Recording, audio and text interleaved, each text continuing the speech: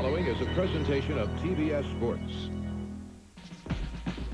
In a quarter century as head coach of the Georgia Bulldogs, Vince Dooley has seen it all. A national championship, 6 SEC titles, a Heisman winner, even a losing season. But he has never seen an offense move the football like his present one. An awesome stable of runners led by tailbacks Tim Worley and Rodney Hampton seem to score at will, slashing through holes opened by an excellent offensive line.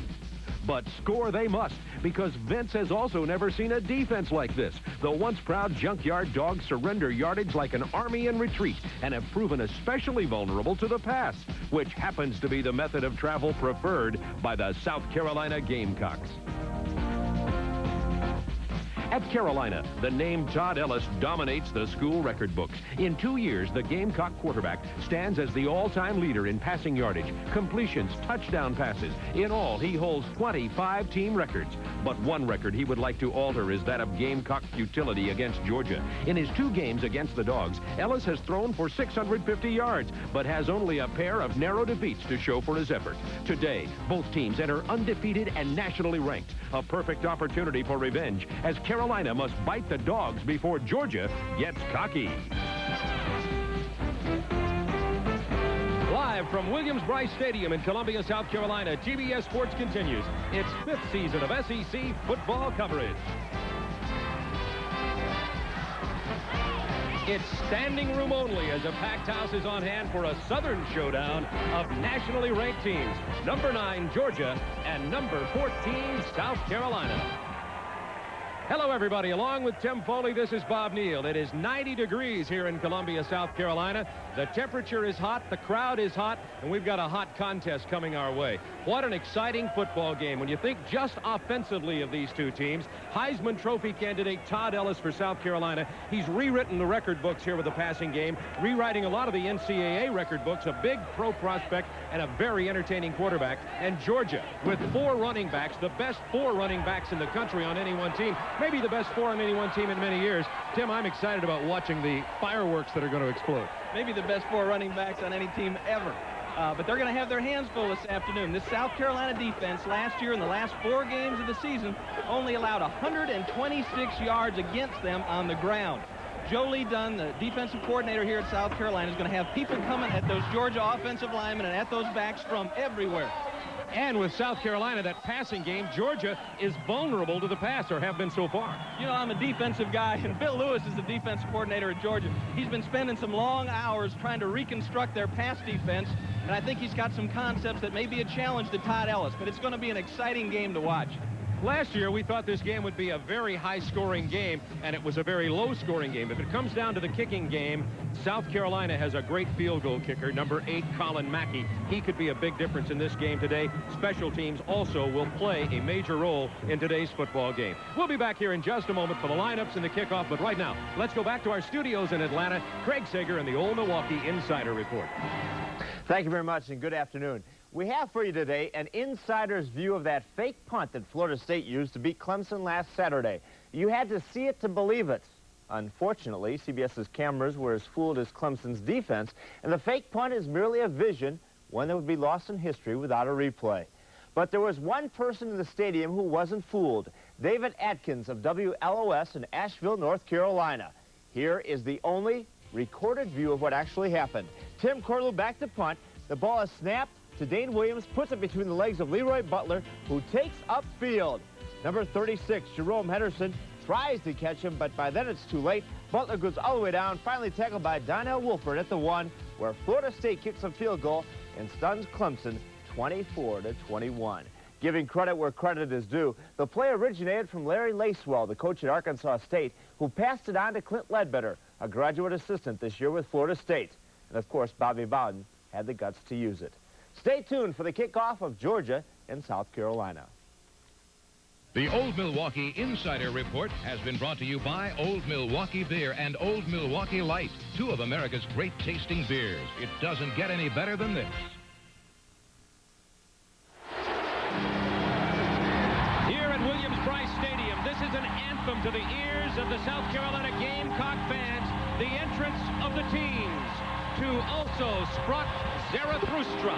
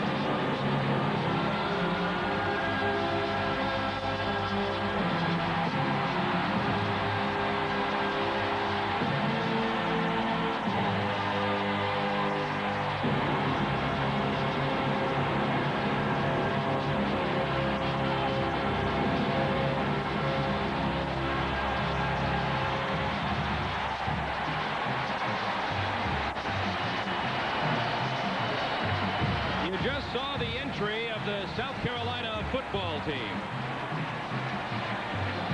And the University of Georgia set to enter the field. South Carolina has 11 straight wins at Williams-Brice Stadium. But the University of Georgia has won the game 7 of the last 8 times these two teams have met. The last time South Carolina won here in Columbia was in 1984 when the Gamecocks won by a score of 17-10.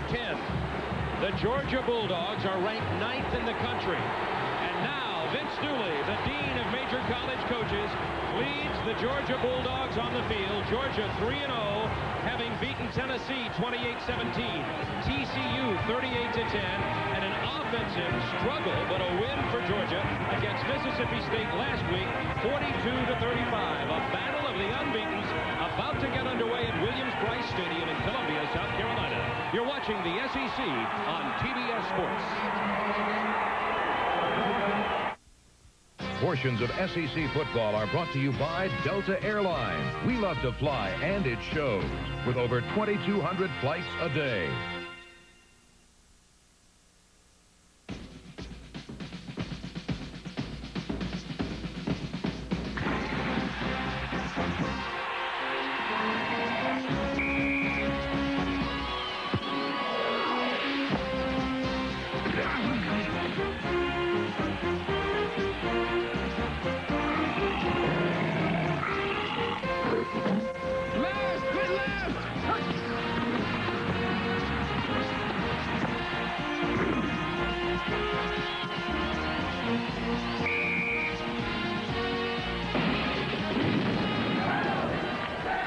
SEC football on TBS Sports is brought to you by Quaker State Motor Oil with QSX for the maximum protection against sludge.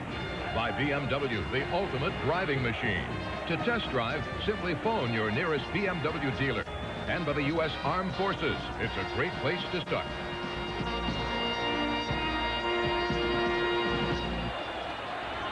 Georgia won the toss, deferred their choice to the second half. That means South Carolina is going to receive the kickoff here at Williams-Brice Stadium. Doing the kickoffs for Georgia is a sophomore from Athens, John Casey. And receiving for South Carolina are a couple of really dangerous deep backs, Gerald Williams and Robert Brooks. They have the deep speed and can really get it downfield, particularly true freshman Robert Brooks. The teams are delayed coming onto the field right now.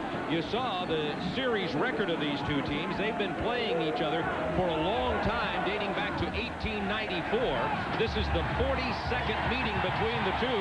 South Carolina has won only 7 times. But Georgia and South Carolina are 2-2 in recent meetings here at Columbia, South Carolina. It is sunny, call it partly cloudy, 90 degrees. It's going to be getting even a little hotter. And the wind is from the southwest at 5. The teams went off the field and changed their decision. Georgia won the toss and is going to receive. South Carolina will kick off. And we talked about South Carolina's dangerous return backs. So does Georgia have them. Tim Worley is number 38. You're looking at the kicker there. That is Colin Mackey. And Brian Cleveland are back deep for Georgia on the goal line, set to receive. Mackey, preseason All-American kicker. He doesn't kick it off very well. Sadowski with a fair catch for Georgia at the 25. South Carolina had been having problems with kickoffs. They changed to their field goal kicker, and he didn't do much better.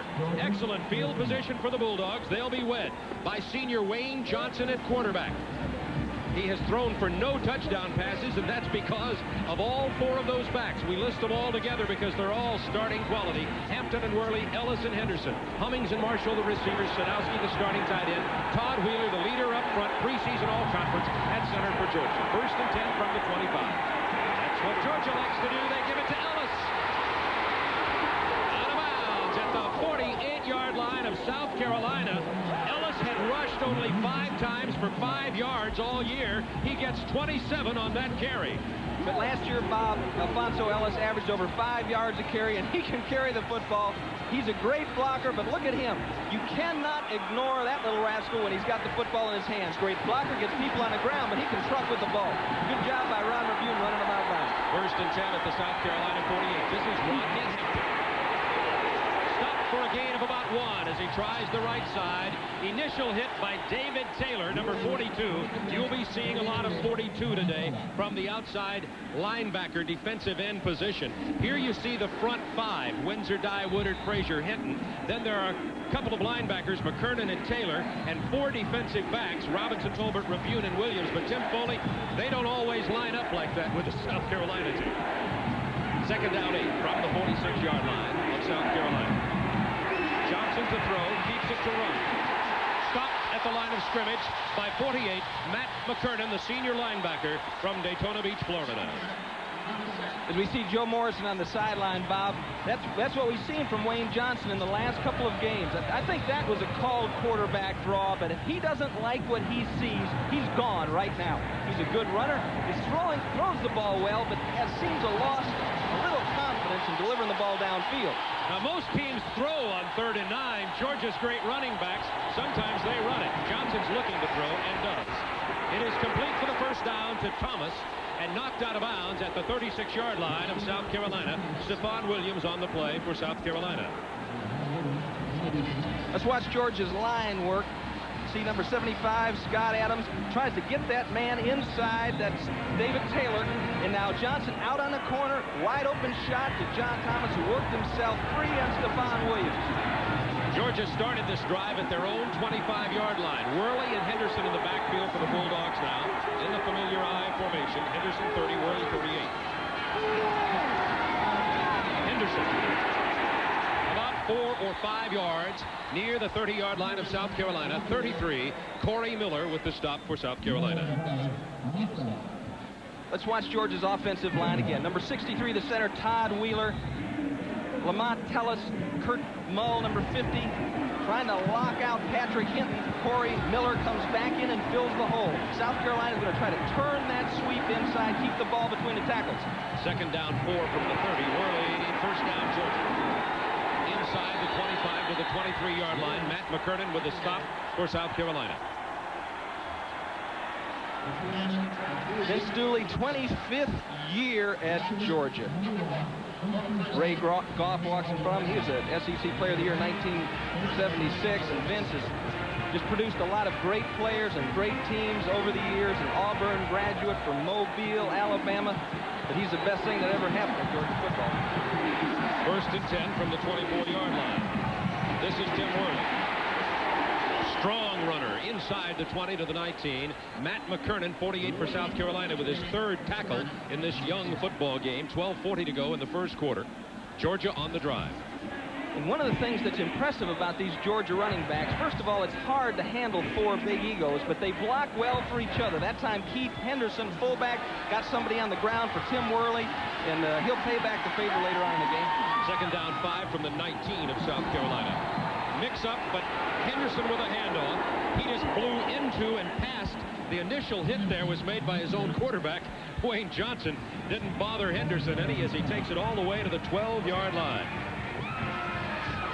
Number 51 high pursuing, and that's the thing that this South Carolina team cannot afford to do, overrun the football. Stay at home on that fullback. If you leave with the tailback too early, Henderson and Ellis will hurt you. First and 10 from the 12-yard line. Worley. 5. Gamecocks finally wrestle him down at the 8-yard line.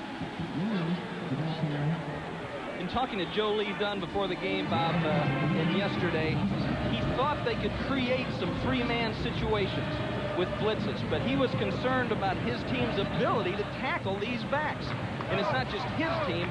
I don't think there's many people in the country that want to take on Worley or Hampton or Henderson or Ellis, any of those guys in a one-on-one situation. You got to surround them. You saw it, 5 South Carolina tacklers on that play. Second down 7 from the 8. Hampton in it, tailback down. They give it to Henderson, not much. Stopped at the 7. It'll bring up a 3rd down and about 5. Georgia will be able to pick up a first down if they get it inside the 1.5-yard line without crossing the goal line. No score. Opening quarter from Williams-Brice Stadium in Columbia, South Carolina. Georgia has driven it down the field with only 1 pass. The rest have been runs. They started at their 25-yard line. Big defensive set here for South Carolina. Henderson in motion. Johnson under pressure. McKernan misses him, and he's out of bounds at the 10-yard line. Make it the 11. South Carolina's defense holds.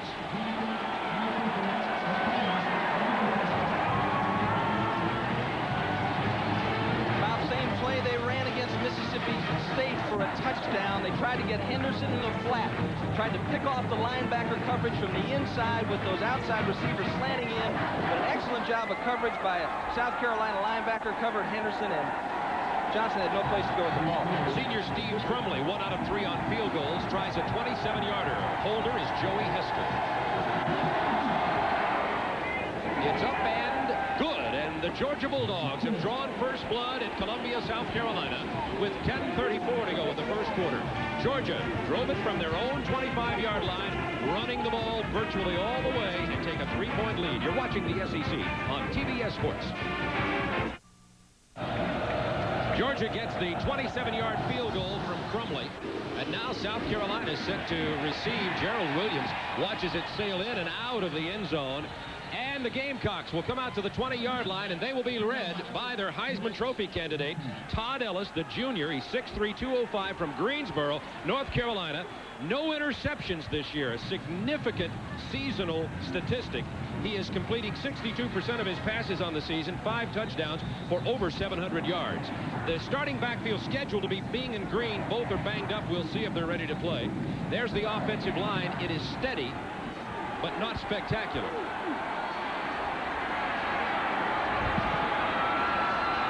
In motion, Carl Platt. Play fake to Harold Green.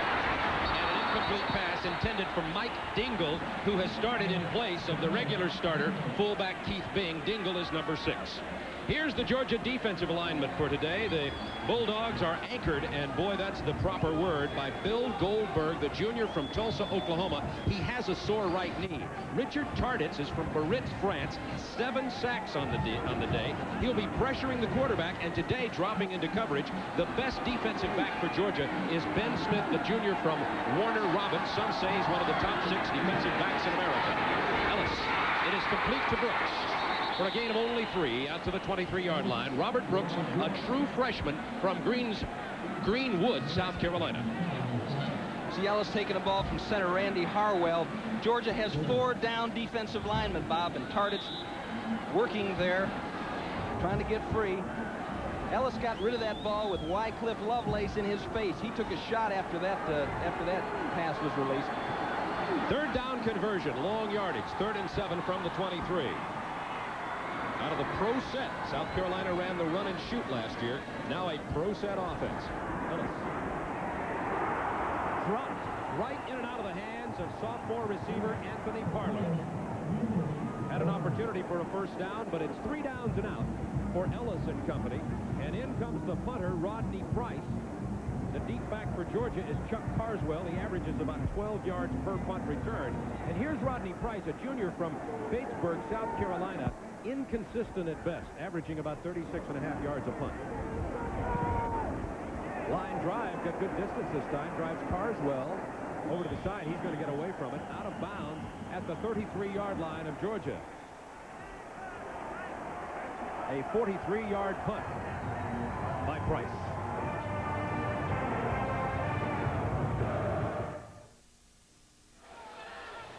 Most folks think Vince Dooley's a very conservative coach, but I happen to know that he's a big fan of South Carolina beach music, and he's very good at the shag. Watch this. Come on, come on, come on, baby. Come on and work it on out. Well, work it out, honey. You know you look so good. You know you got me going now. Vince Dooley, the shag is his bag from South Carolina. 1st and 10 from the 33-yard line of Georgia, leading 3-0. Reverse. It's Marshall, the receiver. South Carolina there to play it well. A gain of only about a yard or 2. Scott Windsor gets him out of bounds, number 20. The only score against South Carolina this year, Bob, has come on a reverse run by North Carolina. And they've got an awfully aggressive, pursuing defense, and whoever the contained man is on the backside has to stay at home. That time, Scott Windsor did a good job. Backup tight end Kirk Warner limping off the field for Georgia. Second down, 7 Bulldogs from the 36-yard line of Georgia. Here's Hampton. Hit at the line of scrimmage. Derek Frazier, number 90.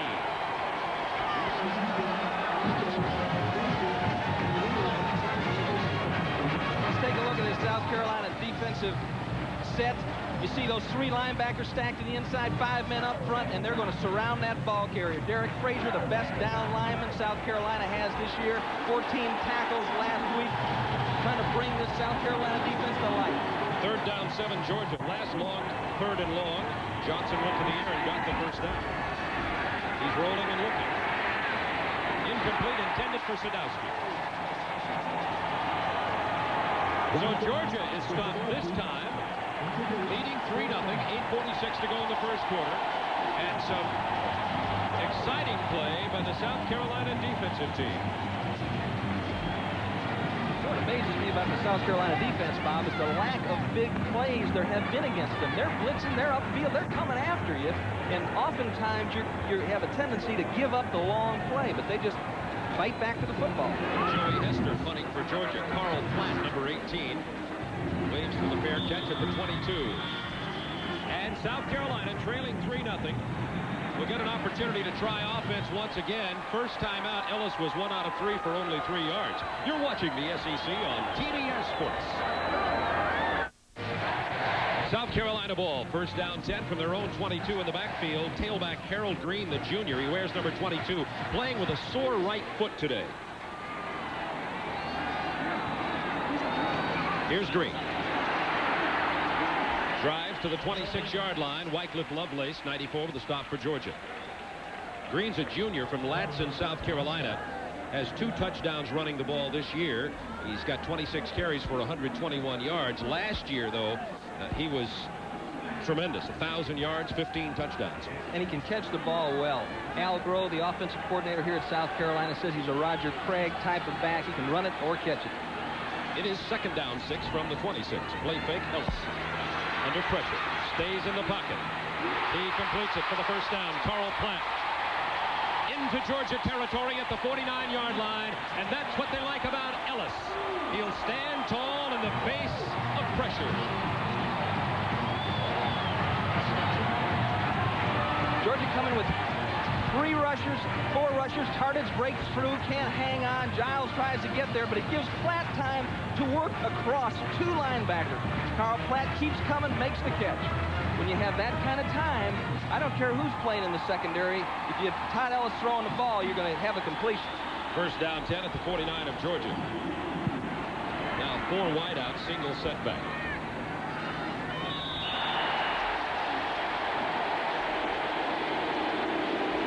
Looks like Georgia jumped offside. Goldberg made the first contact.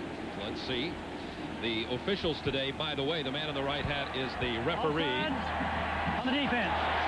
Buddy Ward, the man you'll be hearing from today on the announcement of the penalties. The 5-yard mark off to Georgia to the 44-yard line, where it will be first down 5 for South Carolina.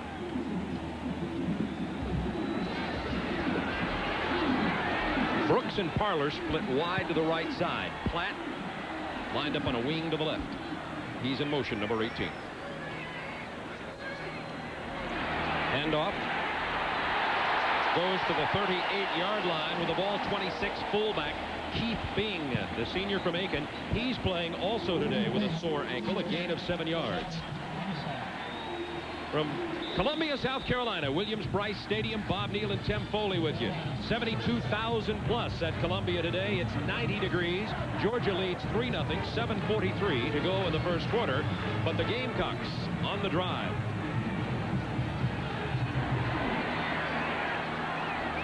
That's Platt in motion again. Ellis looking at a 4-man rush. Platt is open, short of the first down, inside the 30. Aaron Chubb, 28, with a stop for Georgia. Good job by Platt, just working his way upfield. Around the first down marker, turns around, Ellis popped it. Georgia thinks they'll see a lot of that quick set. And you may see a three-man rush from Georgia on passing situations, trying to get some help in that secondary because they're playing with three defensive backs. Vince Guthrie doing an admirable job trying to play strong safety. Second down, long yard, handoff to the fullback. First down and more to the 22-yard line for Keith Bing, who's playing hurt today. Bing had only 9 carries on the season coming into today's ball game, and he's had a couple of big ones here early on. He'll take a rest along with tight end Ken Watson. The great thing about this South Carolina defense, Joe Morrison and Al Groh, is that it is balanced, and when Bing and Williams are healthy, they can hurt you with the run just as much as they can with the pass. But as you mentioned, Bob, both of those running backs are nicked, and it's going to be interesting to see if they can stay with it throughout 60 minutes. First down from the 22. Georgia leading 3-0 late in the first quarter. Ellis swings it wide right to Green. Green to the 7-yard line. First down, South Carolina. 16-yard swing pass to tailback Harold Green.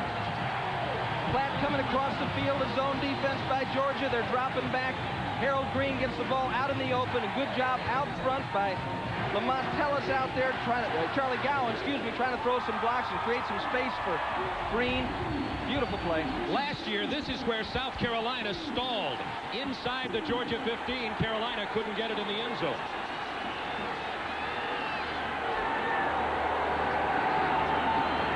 Ellis, quick drop, throws to the corner. Brooks was open, but the ball was thrown out of the end zone. He was open, but in between 2 Georgia defenders. Let's watch Brooks. Here's a true freshman, number 49 at the bottom of your screen. Platt in the slot. Platt is running a quick out slant to the outside.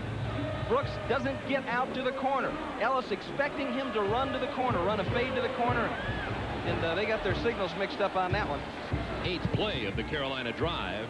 Second down goal from the Georgia 6. Bulldogs lead 3-0. 5:52 to go. First quarter from Columbia. Brooks and Rush split wide to the left side, and we have a timeout, South Carolina.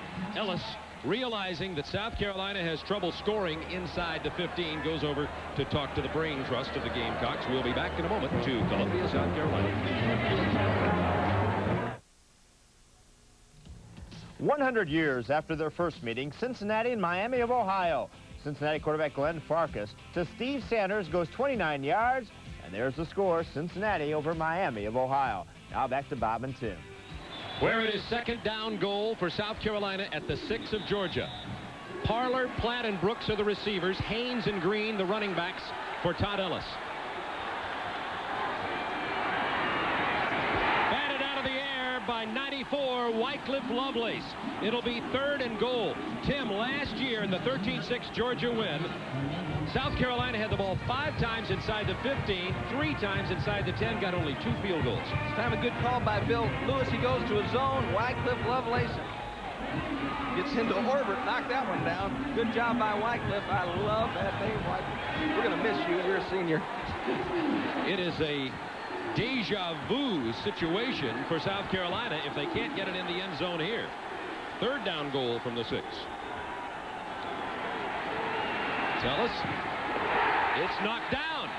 Georgia once again denies South Carolina just as they did in Athens in 1987 inside the 10. Webster knocked it down, number 60 for Georgia. Well, Georgia had enough man-to-man last week against Mississippi State. You see 60 Terry Webster, get back, drops, Reed makes a nice play on the football to zone defense. And you see the Tardich, Richard Tardich was back in the coverage. They played 6 across. Good defense by Georgia. This will be a 23-yard field goal attempt for Colin Mackey, sophomore from Irmo, South Carolina. He is 3 out of 3 this year, 28 out of 35 in his career. And that is the 14th straight field goal for Colin Mackey, and he has broken the South Carolina record for consecutive field goals. He's a good one, and this game is tied at 3 with 5:38 remaining in the first quarter. So the Gamecocks drove it the length of the field, starting at the 22 to the 6-yard line of Georgia, couldn't score. The similar situation happened to the Bulldogs. Both had to take field goals. Big play in the drive, Bob. Kind of like in-place scramble by Todd Ellis. Just kind of shook off Richard Tartan, stepped up into the pocket, hit Carl Platt coming across the middle. And Harold Green doing an excellent job of catching the football and then running with it. 3-3 tie. South Carolina was a 2-point favorite in this game, which frankly surprised me. Georgia higher ranked and, in my opinion, higher powered offensively particularly. But we have a 3-3 tie right now. They've played, this is the 42nd meeting, and South Carolina has won only 7 times in the history of this series. I think the two factors there, Bob, are one, at home, this crowd can be a factor, and then I think people think that Georgia's defense is worse than it actually is.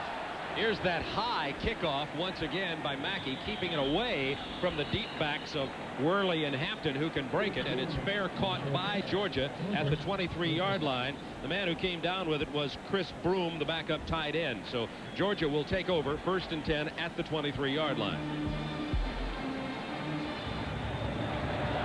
Wayne Johnson, the senior from Columbus, Georgia. He will share time probably with redshirt freshman Greg Talley for the Georgia Bulldogs. Last possession, Bob, they tried to get a little fancy, come with a reverse, try to get a big play early. Probably go back to the ground attack here.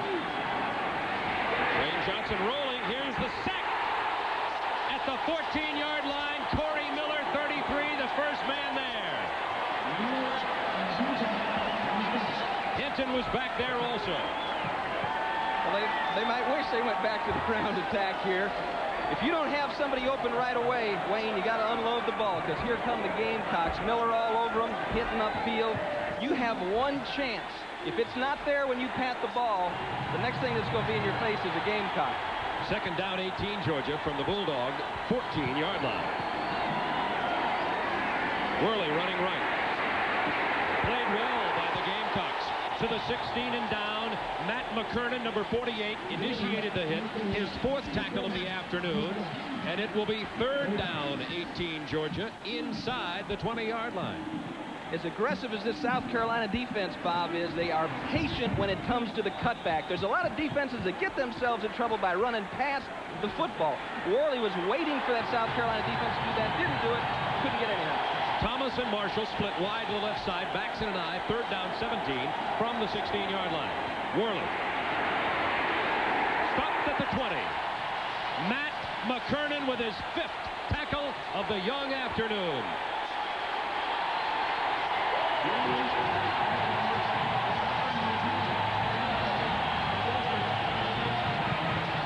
Bob, in my view, a good choice by George Hafner, offensive coordinator at Georgia. Don't take a chance on an interception or a turnover. At this time of the game, this field position, just go ahead and run it out and get the ball back, line up again. Joey Hester, the junior from Cairo, Georgia, averages about 20 yards. That one was almost blocked. Carl Platt's going to try to return this one from the 31. Platt just turns it upfield and takes about 11 hits at the 38-yard line.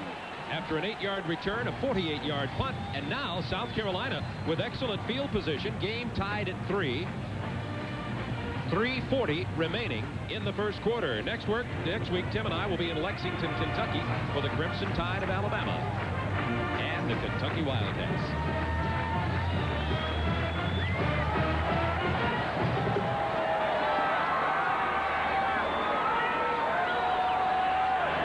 Harold Green and true freshman Albert Haynes in the backfield for the Gamecocks. Harold Green, 22. Haynes, 34. Play fake to Green. Ellis throws it to Green. First down. Look at his moves. Inside Georgia territory to the 47-yard line. A pass completion of 14 yards. Ellis is now 5 out of 10 for 67 yards. Pass on first down. Demetrius Douglas did a nice job of getting a drop, but there was nobody in that short area, and that's the area that hurt him last week against Mississippi State. 3:24 to go, quarter number 1. Todd Ellis, he's 6'3", 205, a junior. Completes his degree, however, this coming May. Short drop, quick toss outside, it's complete. to number 41, Anthony Parler, the sophomore from Atlanta. Guthrie making the stop, number 54. Look at Georgia's linebackers. Walked off the ball, three-man rush. They're trying to build that fence across the field. They're adding another man to help fill in some of those spaces because they've got linebackers like Demetrius Douglas and Terry Webster, Vince Guthrie, that have trouble covering that much ground. I don't know any other way to say it. You know, they're great against the run, but there's a dearth of defensive backs right now at Georgia. A dearth of defensive backs. Fumble, Ellis falls on it. Wisely just covers it at the 45-yard line. A problem with the exchange on the snap. And it'll bring up 3rd down 6. Well, let's talk about that. Georgia changes their defense, and they call this thing a multiple 7. And what they were trying to do was add another defensive back because they're seeing a lot more passes, get another defensive back in the coverage. And also, they're trying to get Bill Lewis in the black shirt there, the defensive coordinator, wants more diversity in the pass rush. You got 4 down linemen. There's no question about where those 4 are coming from. And he wanted to get a little bit more diversity in there. But they had injuries during the spring and the fall, and they really don't have enough defensive backs to play with 4. Ellis. Whistle sounds. One of the offensive linemen may have moved for South Carolina after the Georgia defensive lineman made a jump. We'll get the call. Buddy Ward in the white hat, the referee today. False start on the offense. That's exactly what happened. 1:46 to go in the first quarter. It's tied at 3, and it's going to be 3rd down and long yardage for South Carolina now as they have stumbled. Hot day in Columbia. It is 92 degrees as you look at the innovative fan. And what Joe Morrison is telling that referee is that the defensive player was across the plane when the offensive player moved, when the ball was snapped. Excuse me. 3rd down 11 from the 49 of Georgia. Georgia 3-man rush. Everybody covered. Right through the hands of 49 Robert Brooks and almost picked off by Georgia. South Carolina will have to punt it away. In comes 31 Rodney Price. But here's this 3-man rush. The reason for 3-man rush is that they think that Ellis is going to be taking that quick set. They're not going to be able to get to him with a blitz. And those inside linebackers are programmed to react to the short stuff. You saw Demetrius Douglas making his move.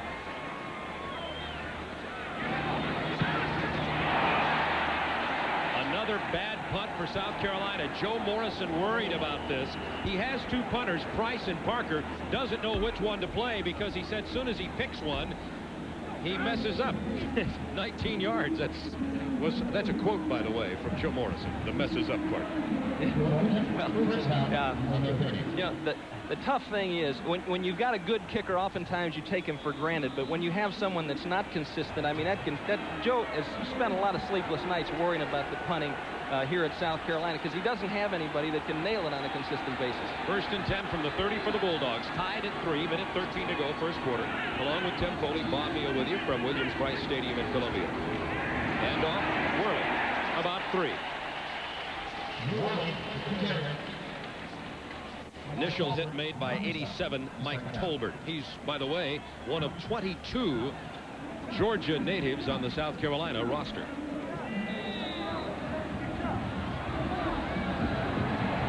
Would you say that's a run-oriented offense? I would. 1st in the nation in running as well. 1st and 10th in rushing and passing in the conference. Short drop by Johnson. He completes this one to Thomas. 1st down, out of bounds. And they'll spot it at the 41-yard line. Play made by Stephon Williams of the Gamecocks. And if I'm playing against South Carolina, that's what I'm going to try to do. Take those quick sets. Go ahead and take 4 or 5 yards. Once or twice a game, pump the short one and try to lay it up so the guy can run under it. And that's what North Carolina did 3 weeks ago against them. They threw 25 passes on a quick set. But South Carolina still played good defense and won the football game. 1st down, Georgia, just across their own 40. Johnson, under pressure, lets it go. There's Marshall, who can't run under it. Marshall, number 12, a redshirt freshman. You see the ball rolling to a stop. Now we come back and look at Wayne Johnson. And this is why the defensive coaches at South Carolina think they can get away with man-to-man coverage. Look at these guys coming. How many of them are there? Mike Stolbert, there's 87, and Patrick Hinton.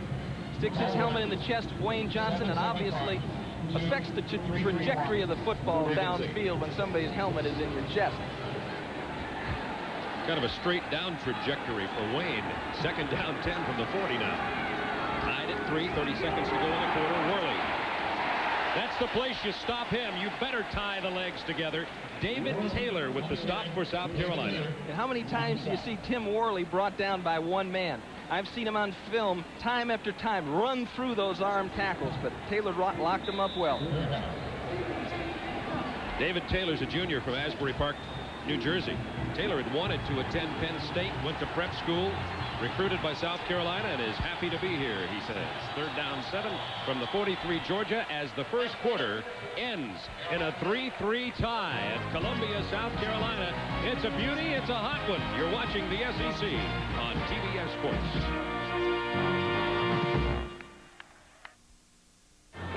Ready to begin the second quarter from Williams-Brice Stadium. It's about 92 on the field, about 122 up here, but we're seeing what we expected. Running by Georgia, passing by South Carolina, and a 3-3 tie.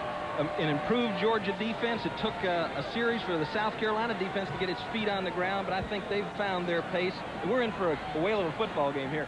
Great looking red Georgia Bulldog tie you got there. Of course, I have on my Carolina tie to balance that out. Oh, here come the letters. Ready for the second quarter. Third down 7, Georgia. Whistles, flags on the field at the snap. There was 3 seconds remaining on the time clock, the 25-second clock. Maybe a penalty against the Bulldogs. False it start. is. False start, Georgia. It'll make it third down 12. First quarter statistics, and we were talking about the reverse. As you see, Georgia, 15 yards running, 19 throwing. Just the reverse for South Carolina. 15 running, 72 throwing, and it's knotted at 3. Yeah, nothing's going to change throughout the game. That's the kind of stats that should be running if both these teams are playing their game. So Georgia regroups now. It's third down 12 instead of 3rd and 7 after the false start by the Bulldogs. And the ball moved back to the 38-yard line of Georgia. Marshall and Thomas split wide to the right side. Pitch to Worley. Runs to the short side. His feet cut from beneath him at the original line of scrimmage. The submarine tackle by South Carolina. Derek Little, 99, was down there. And a Georgia player is down. It is Tim Worley. Slow to get up for Georgia. Their leading ground gainer.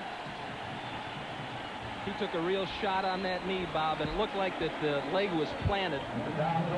Let's see it. 3rd and long. What's South Carolina going to do? That's easy. Blitz. Fighting upfield. The play gets turned in. Worley trying to find some room. See that knee?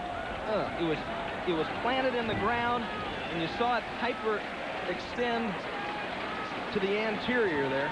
Left knee of Tim Worley, as the junior from Lumberton, North Carolina, will be attended to by the Georgia doctors. We'll keep a close eye on Tim Worley. Hester with the punt. It is a cannon shot to Platt. He runs away from it, hoping it'll go into the end zone, but it's not going to do it. Touchdown at the 4 by the Bulldogs. 56 yards by Hester in a very big special teams play. 14:31 to go, first half. You're watching the SEC on TBS Sports. 38 Worley went out of the game with a knee. Seems to be okay. He is walking around. He had a knee injury at 86, missed the remainder of the year after the 4th game. In 87, had academic difficulty, missed the entire spring and the 87 season. He has been a troubled player, but he is a great talent. Gamecocks lining up their backs in the end zone. First down from the 4 after the 56-yard Hester punt. Green to the 7. Harold Green. We're going to Atlanta for this college football update. Thank you, Bob. Rutgers has not beaten Penn State since the first meeting back in 1918. But Rutgers has a great quarterback, Scott Ernie. Here he finds his favorite receiver, Eric Young, for a touchdown. And on the ensuing drive, Rutgers has an interception. They're driving again. Rutgers over Penn State. Back to Bob and Tim. There's any number of about 30, 35 teams in the United States this year who can beat anybody in the top 10. What a topsy-turvy year for college football. Second down 7. Gamecocks. Green tries the left side, nowhere. Stopped at the line of scrimmage. It will be 3rd down and 7. And remember, if Carolina cannot convert, they've got punting problems. You don't think there's a punter sitting on the sideline thinking about that right now? I mean, the biggest fan South Carolina's got is their punter, because he doesn't want his heels on the edge of that end zone. You know, there was a 30-yard difference between punts, a 19-yarder, 56-yarder rounded off, and you know, you do that a couple of times, that's a lot of grass that you gave up. 3rd down 7, Gamecocks from the 7. Game tied at 3. 13 minutes to go in the second quarter. Ellis swings it right. It's not caught by Green. And the punting unit comes on. Let's see if Price comes back out there, or number 1, Darren Parker. Price with a 19-yarder last time. And he's back out there. So let's see. You know there are butterflies in the stomach of the junior from Batesburg, South Carolina. If you listen closely, you can hear his heartbeat.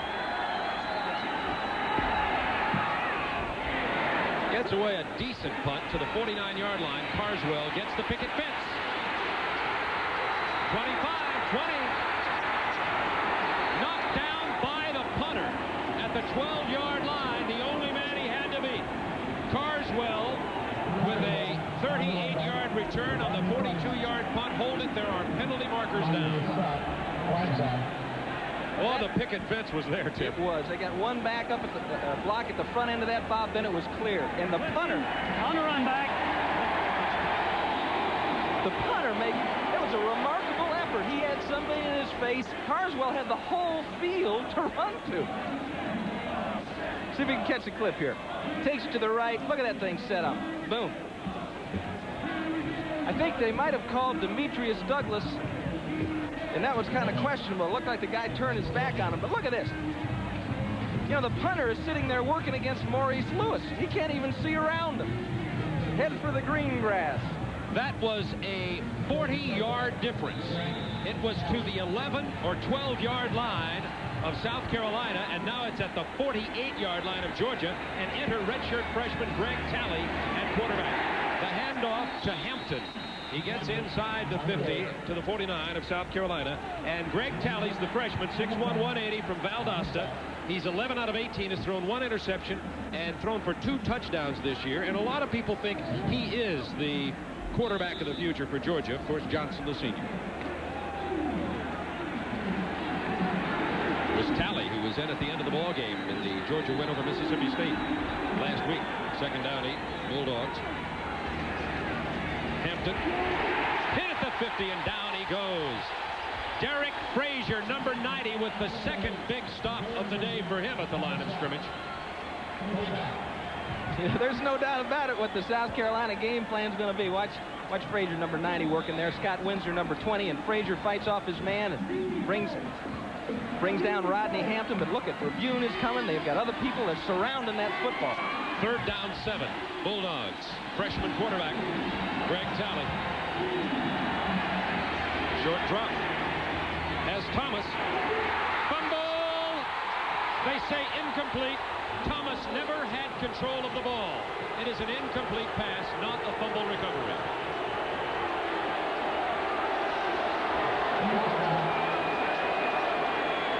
Quick set by Talley, throws it out to Johnson.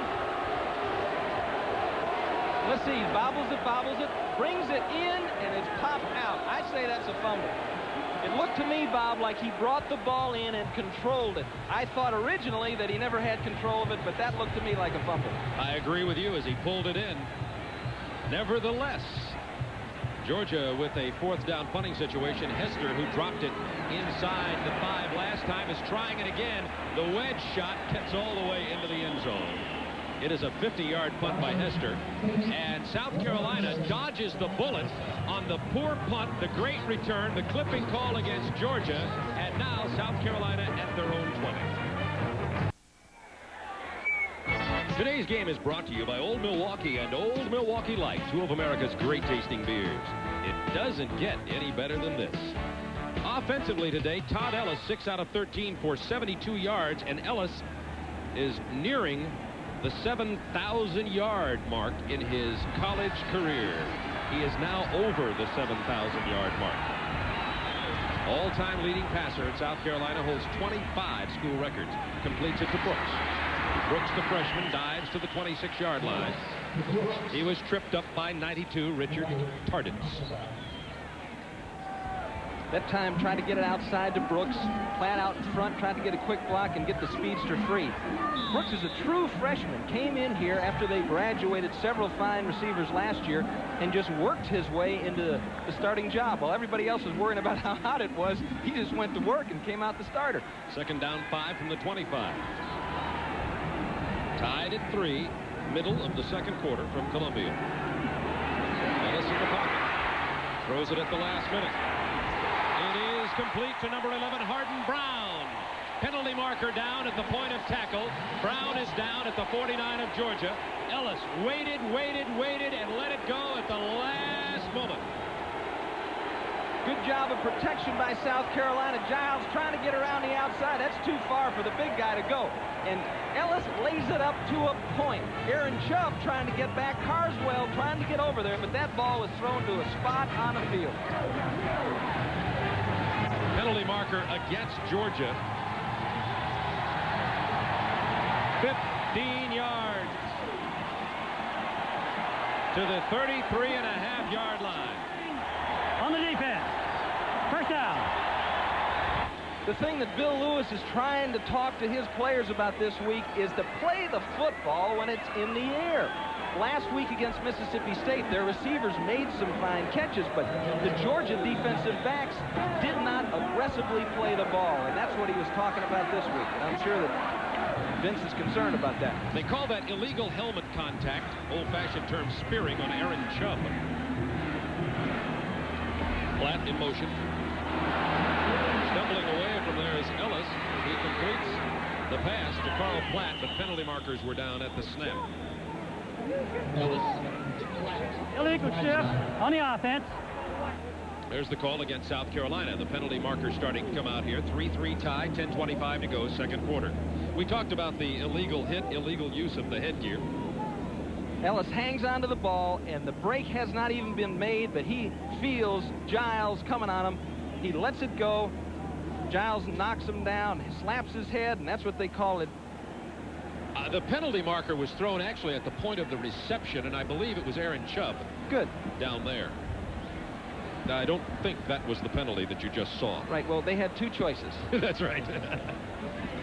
Unfortunately, from a Georgia point of view, they marked it off from the point of the reception, which took it down to the 34-yard line of the Bulldogs. Now they'll be marking it off for an illegal shift against South Carolina. Hold it. Nullifying penalties. Offsides, Georgia. They'll play it over. They're saying Richard Tarditz was offside for the Bulldogs. Todd Ellis is doing a nice job with the snap count inflection, because you know that Tarditz is going to be coming on the snap of the ball. What you should do is look inside at the football. When it moves, you go. But you always have a tendency to be affected by the quarterback's voice. This game is knotted at 3. A lot of people expected a 35-34 game, which still could come. But remember last year in Athens, it was 13-6 Georgia. Penalty markers again. Incomplete, almost picked off by 54, Vince Guthrie. But it looked like a Georgia defensive lineman, perhaps Giles, perhaps Tarditz, jumped off sides. On the defense. Look for 97, Giles. Ellis again with the voice inflection. The center sees that man in the neutral area and pop, the ball comes up. Vince Guthrie is lined up. Now, Vince Guthrie's a defensive end. He doesn't want to play strong safety, but he's an unselfish player. They got him lined up on the numbers. It's frustrating for him to be out there. Don't let me run around with all these little people. I want some big people that aren't as fast. They can't run away from me. That time he had an interception. Of course, the penalty would have nullified it, but he's out there by himself now. Looks like he's lined up a cornerback. First down 5 from the 29. Carolina up the middle, first down to the 19-yard line of Georgia. Goes fullback Keith Bing. Bing with his third carry, 24 yards on the day. Back to Craig Sager in Atlanta for a college football update. From Georgia, South Carolina, we go to Georgia Tech, Clemson, South Carolina. Clemson with the ball. Tracy Johnson on 3rd and 2 from the 15. goes into the end zone. Clemson takes the early lead against Georgia Tech, 7-0. Back to Bob and Tim.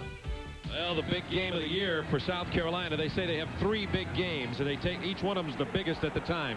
This one, later in the year, Florida State comes here, and then, of course, the regular season closer against Clemson. First down 10, Ellis. Over the middle, almost picked off. It just got away from him, intended for Hardin Brown. Covered by Guthrie. Now, here's where South Carolina had their problems last year in the game against Georgia. Inside the 20, inside the 15 and 10. They could not get it into the end zone. And Bill Lewis last week was blitzing Mississippi State. He had some of his defensive backs get into situations on one-on-one where they got whipped. And now he's trying to give them as much help as he can down here by playing zone. Second down 10 from the 19-yard line. Pro set offense for Carolina. They came out of the run and shoot of 87 with a pro set of 88.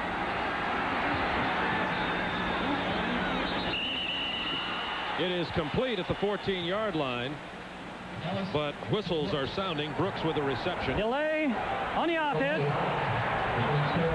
Because of the checkoff, the 25-second clock had expired. That's a delay of game call, a dead ball penalty. They'll mark off 5 yards. In a way, Tim, that really doesn't hurt South Carolina. It gives them a little more working room. That's exactly right. Now, Beasley is working to the outside as you see some scores there. West Virginia ahead of Pitt. Beasley got beat 3 times to the corner last week. And you're going to be able to throw anything you want on him, but you won't throw the corner on him. So he's going to run to the corner.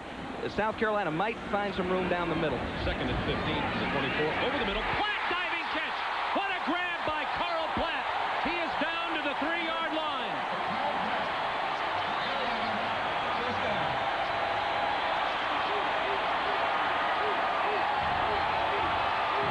Let's watch this replay here. We talked about the middle of the field, and there it was. Carl Platt, Webster pointing, discussing something, can't get a read, and nobody gets a jam on Platt. He gets on Beasley right away before Carswell can get there. And that young man, Carl Platt, is their possession receiver, and he's from Athens, Georgia. 3 catches today, 15 on the year for him. Ellis. He's going to have to tuck it. Dives back to about the 4. It's easy to second guess, but at this place, it seems to me, with a back like Green and a pretty good back in Bing, that South Carolina needs to run that ball inside.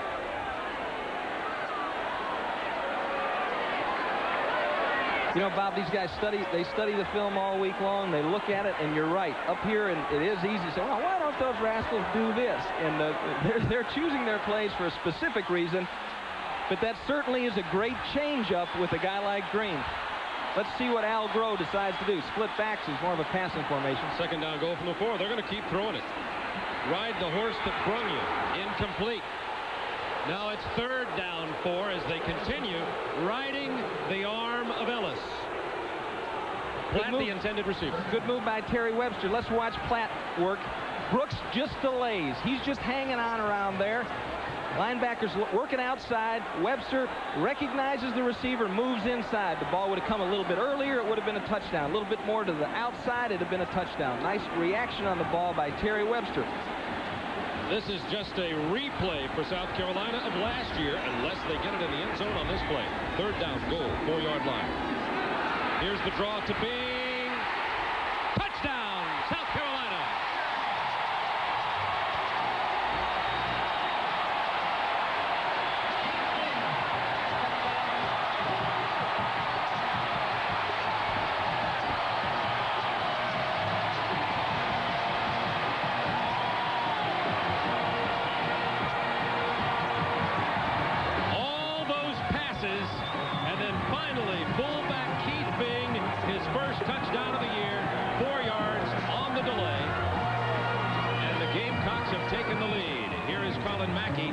Never missed a point after in his career at South Carolina, and does not miss this one. 10-3, South Carolina.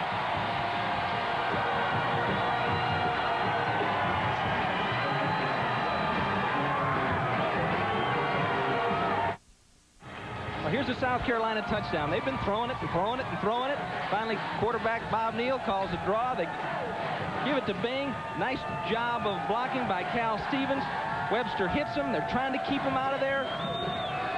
The young fullback, or excuse me, the senior fullback, playing on an injured ankle, playing on a bad ankle, struggles and knifes that ball across the plane. Touchdown. Good effort. 10-3, South Carolina. Cleveland and Hampton are back, but it never gets back there. It comes down to Broom again, the tight end, the up back on the special teams to the 34-yard line where the Bulldogs take over, trailing in this football game for the first time. That was an 80-yard drive on the part of South Carolina. The key play was the diving grab by little 5'9", split end Carl Platt. And actually, the key to that catch, the key to that completion was the fact that Terry Webster was not head up on him, didn't get the jam, and he got down the middle too fast.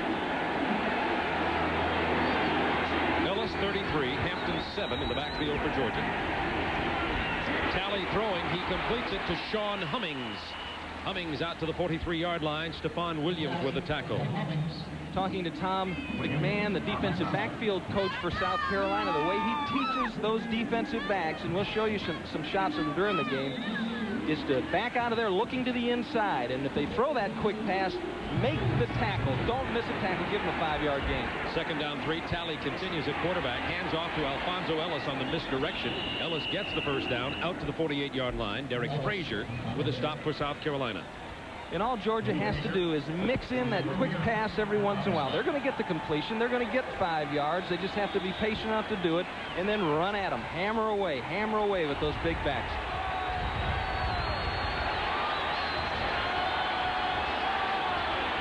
On the first down from the 48-yard line. Hit in the backfield, Hampton. A loss of 2. David Taylor with the penetration.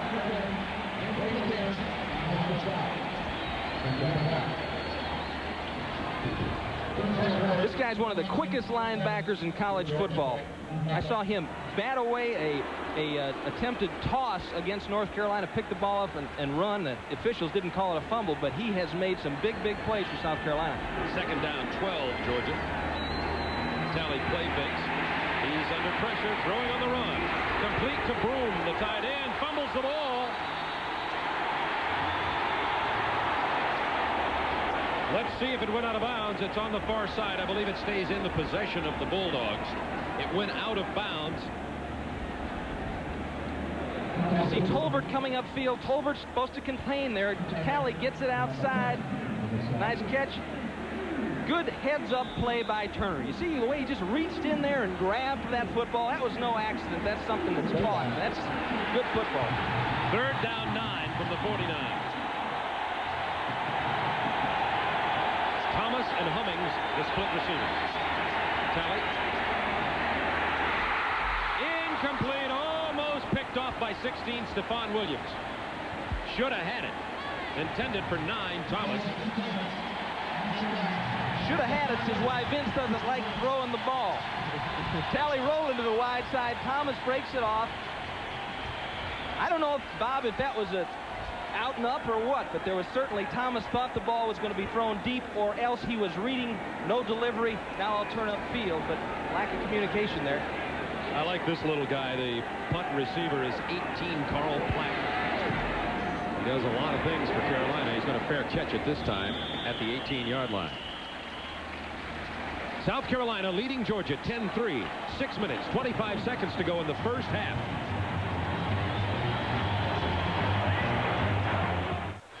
Richard Tarditz, Georgia's pass-rushing great defensive player from Biarritz, France, is not nervous here in Columbia, South Carolina. He's been all over the world. You want to talk nervous? Try running the Bulls in Pamplona, it's very Spain. wild, you know, it's very thrilling too, you know, because you know that if they can hit you with their horn, you know, you may get hurt pretty bad. You know, it happened to my dad, you know, several years ago, and so it's just try your best to try to distract your attention, you know, and as soon as they look at you and you feel like they're going to hit you, you have to lay on the ground, you know, and let them go over you so they won't hit you and they won't hurt you then. Richard Tarditz. That's what I used to think about running backs. You have to learn where they won't hit you. Run out of the way. He doesn't do that now. First down 10 from the 19 for South Carolina.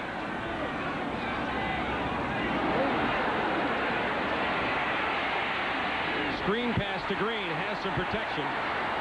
Nicely played by Georgia. The tackler, number 57, Morris Lewis, broke through the protection.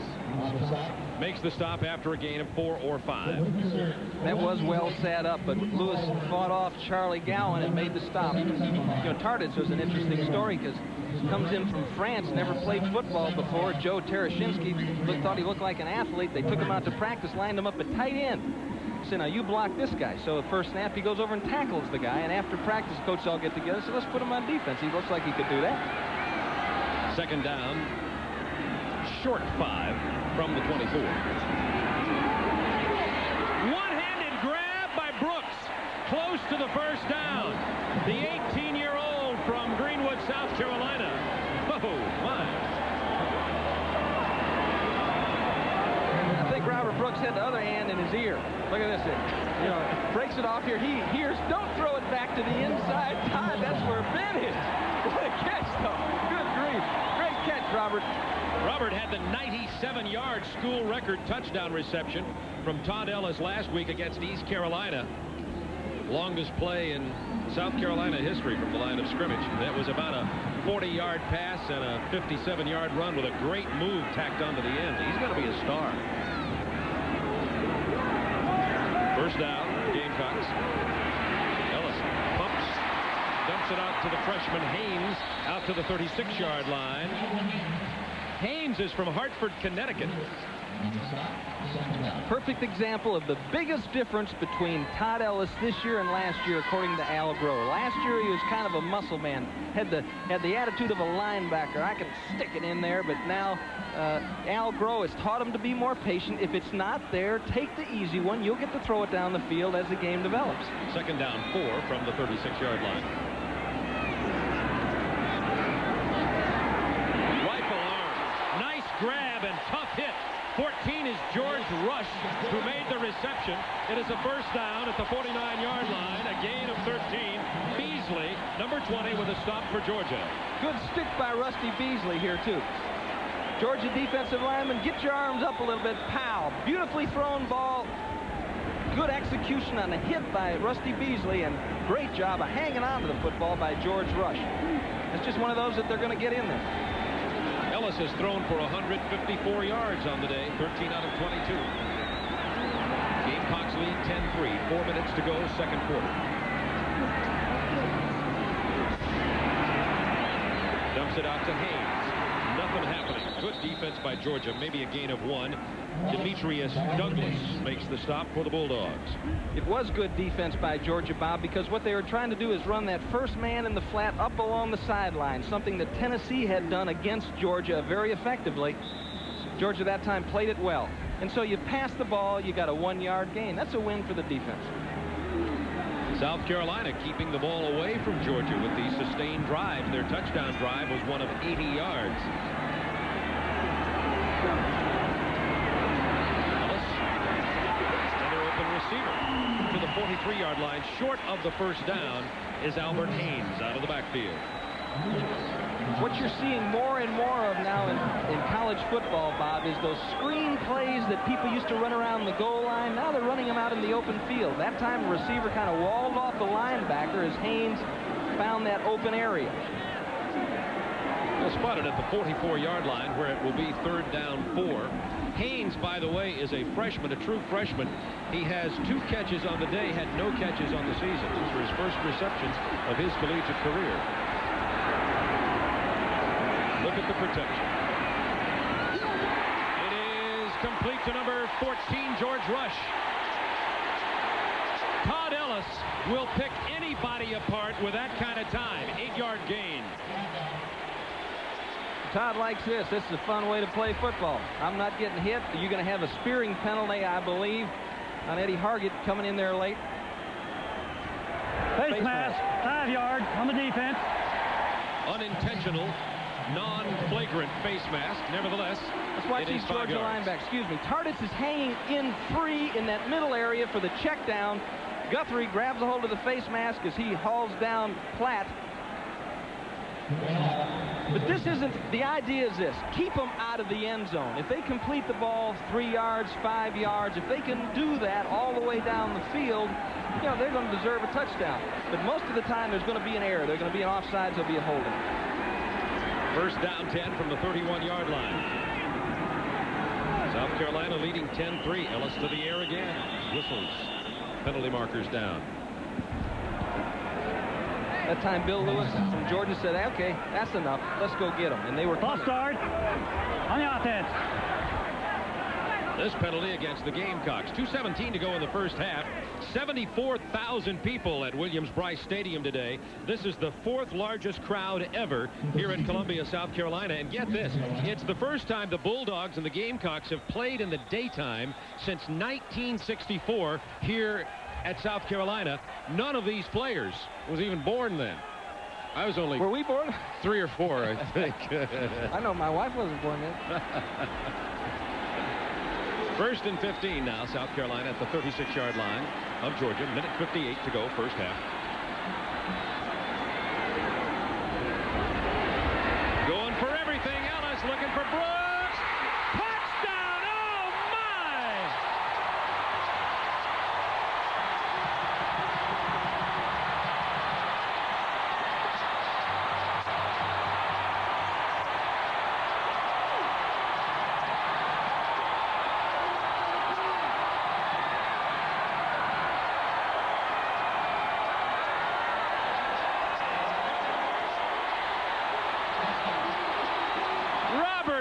A star in the making, his second one-handed grab on the drive.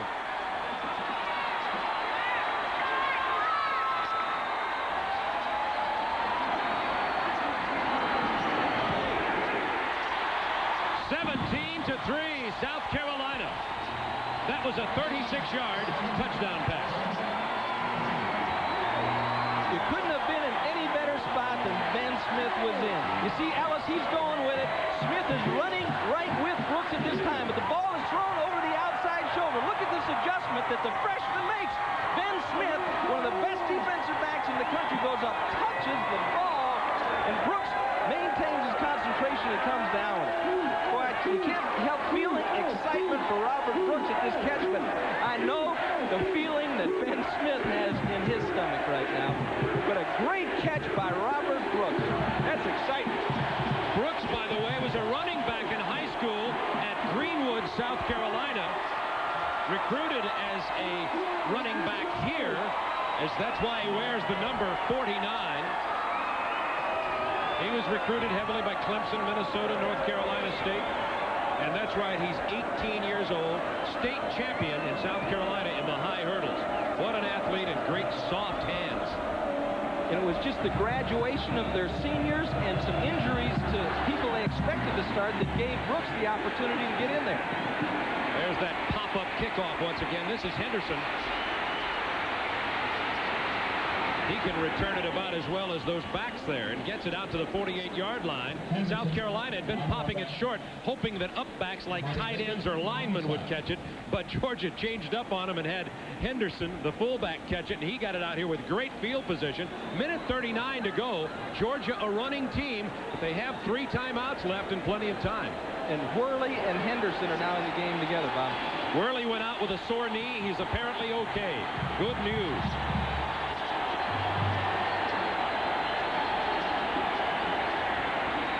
Talley completes it to Henderson. And out of bounds, stopping the clock at the 45-yard line of the Gamecocks. Minute 34 remaining in the half. Oh, this scoring drive, just call it the Ellis Brooks show. 81 yards. Brooks with a great one-handed catch to get a first down back inside South Carolina territory. And then the spectacular touchdown reception. And good protection by the Carolina offensive line. Todd Ellis has got time to throw the ball. Second down, 4. Talley throwing on the run, looking for Marshall, incomplete. Nice pattern by Arthur Marshall. He had driven Robert Robinson, the best defensive back that South Carolina has. He'd driven him off and broke it off, and Talley just a little bit high on the throw. plenty of time left in this football game. I mean, we've seen Georgia come back time after time after time. We've seen them behind farther than this. There's plenty of time left. 3rd and 3. Henderson with the handoff. I don't think he got it. They faked the pitch to Worley, gave it to Henderson, and he's short of the first down. Corey Miller with a stop. See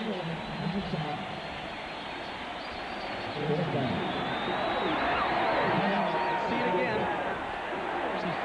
Shelly Anderson trying to create the hole, and Ellis trying to cut back to it, but Corey Miller with his quickness gets there and makes the stop.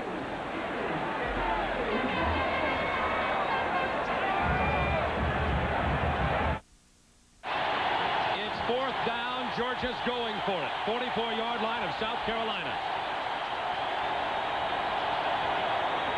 Worley, first down, more.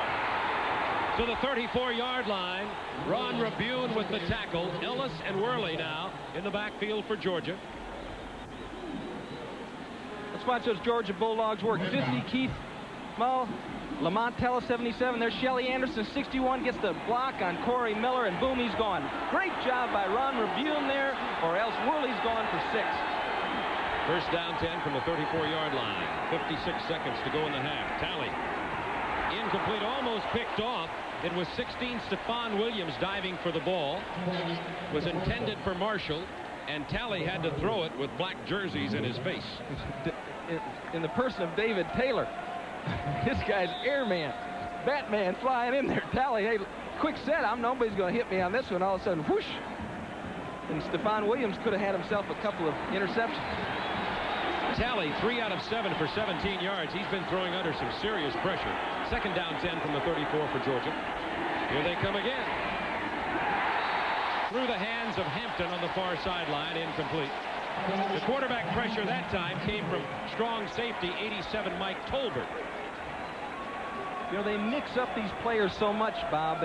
Sometimes Tolbert's playing safety, sometimes he's playing linebacker, sometimes on the line, sometimes he's stacked, sometimes in the secondary. And it really messes up the pass protection of an offensive team. And that's one of the tools that Joe Lee Dunn uses to confuse other offenses. Vince Dooley alternating fullbacks. Ellis out, Henderson in this time. Talley on the run. Talley, nice move to the 28-yard line. Needs to go to the 24 for the first down. Tripped up by Stephon Williams, number 16. 36 seconds, 35, 34, 33, and the official stopped the clock as Talley calls the timeout. Coming up at halftime, Craig Sager will be in our studios in Atlanta with scores and highlights of other college games, news from around the SEC, and this week's great game in SEC history, the 1969 Vanderbilt-Alabama game. Vanderbilt-Alabama playing in Tuscaloosa today, plus the Georgia and South Carolina bands will perform. Well, Bob, that was one of the few zones that you'll see from South Carolina on that last pass play. They're trying to get some underneath coverage, give the cornerback some help. You know, you wear them out a little bit on those quick passes, and then you try to give them some help out there and trying to change it up. But one thing that you're not going to see from South Carolina is a mental error on coverage. They only got 2. The one they use the most is the guy that lines up across from you. You cover that guy wherever he goes. So it's not hard to get mixed up on assignments. So Georgia's going for the field goal. They have Crumley in. It'll be an attempt from the 33, making it a 43-yard field goal attempt. Crumley 1 out of 3 on the year. 33 seconds left in the half. It's not going to get there. Crumley hit his foot on the turf, and Georgia fails to draw blood with 27 seconds remaining in the half. South Carolina continues to lead 17-3.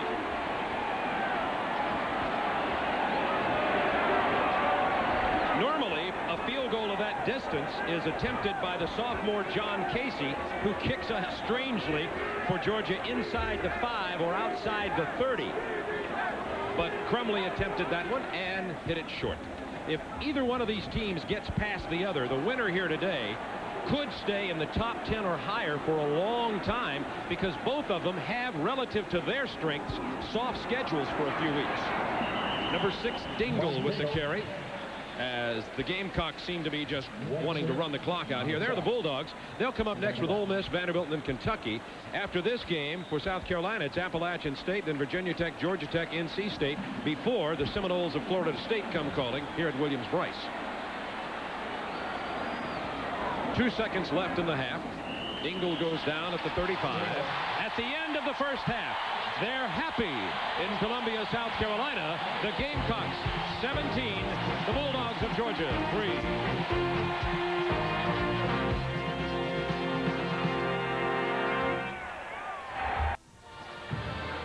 The University of Georgia Redcoat Marching Band performing on the field at halftime, directed by Dwight Satterwhite with over 330 members. It was first directed in 1905, has only 6 directors since that time. Let's enjoy the Redcoats as they do some dirty dancing.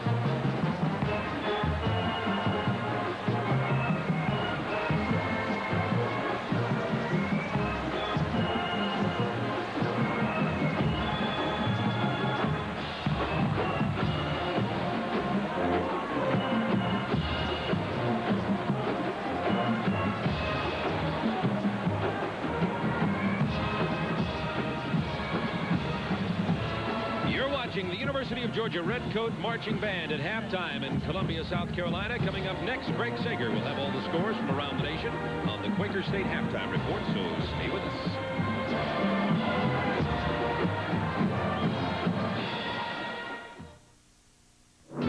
Ricky Rudd talks about Quaker State with QSX. If you're like me, you want your engine to perform. You want it to run clean, and you don't want sludge.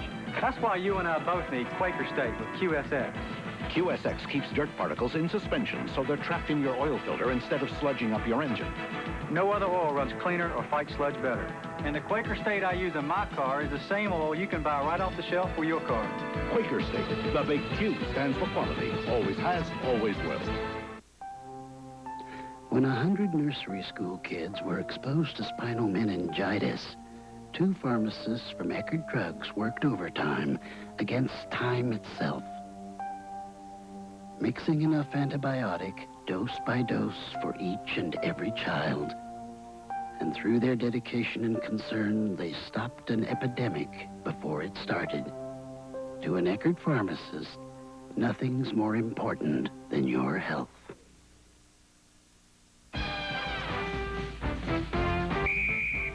The Quaker State Halftime Report is brought to you by Quaker State Motor Oil with QSX for the maximum protection against sludge.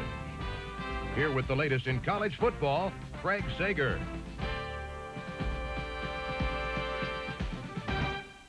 This is the Halftime Report. Good afternoon. I am Craig Sager. In a few moments, we'll turn back the pages of SEC history to 1969, Vanderbilt, and Alabama. Notre Dame ends its abbreviated Big Ten slate this afternoon at home against Purdue. After victories over Michigan and Michigan State, the Fighting Irish trying to sweep the trifecta for the 2nd year in a row. Tony Rice is having an outstanding afternoon for Notre Dame.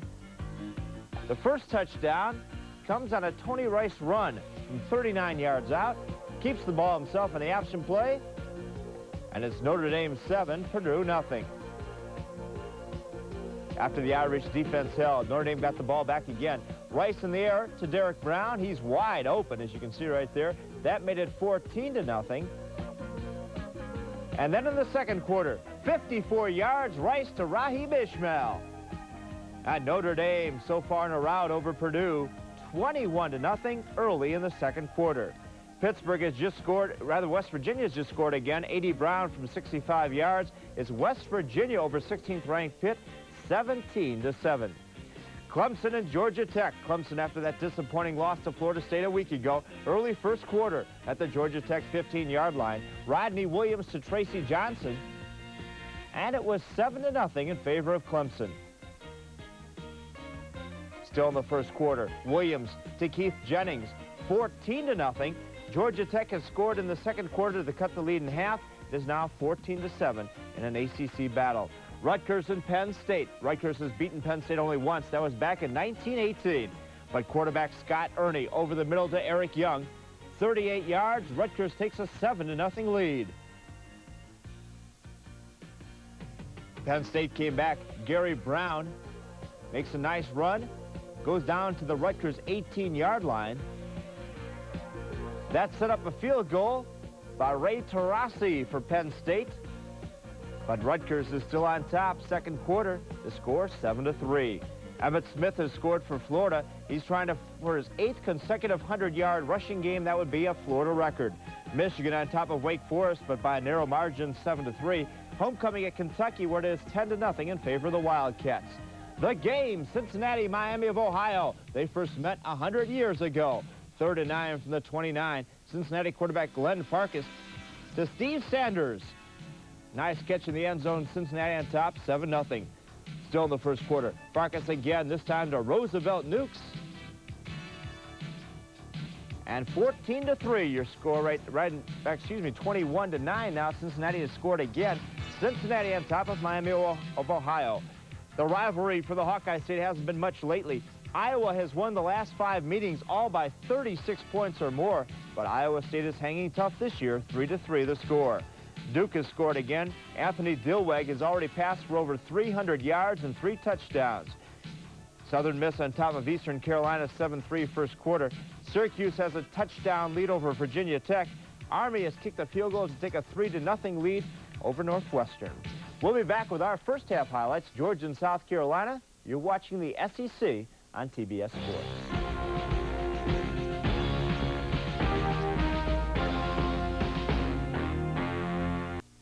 Welcome back to the halftime report. South Carolina on top of Georgia by the score of 17-3. Georgia got off to a good lead early, kicked the opening field goal on a hot afternoon in Columbia, South Carolina. The first play of the game, Alfonso Ellis, 27 yards to the South Carolina 48. That set up the field goal, and Georgia had that 3-0 lead. But Todd Ellis came back to Keith Bing, dives into the end zone. South Carolina takes the lead.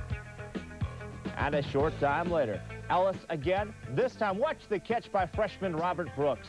One-handed grab, goes into the end zone. And South Carolina is on top by the score of 17-3. Elsewhere in the SEC, Vanderbilt is playing at Alabama. That game about to start. I'll be getting underway shortly. Alabama has won 26 of the last 28 games against Vanderbilt. The Commodores' only victories came in 1984 and back in 1969. When Vandy coach Watson Brown made his debut at quarterback.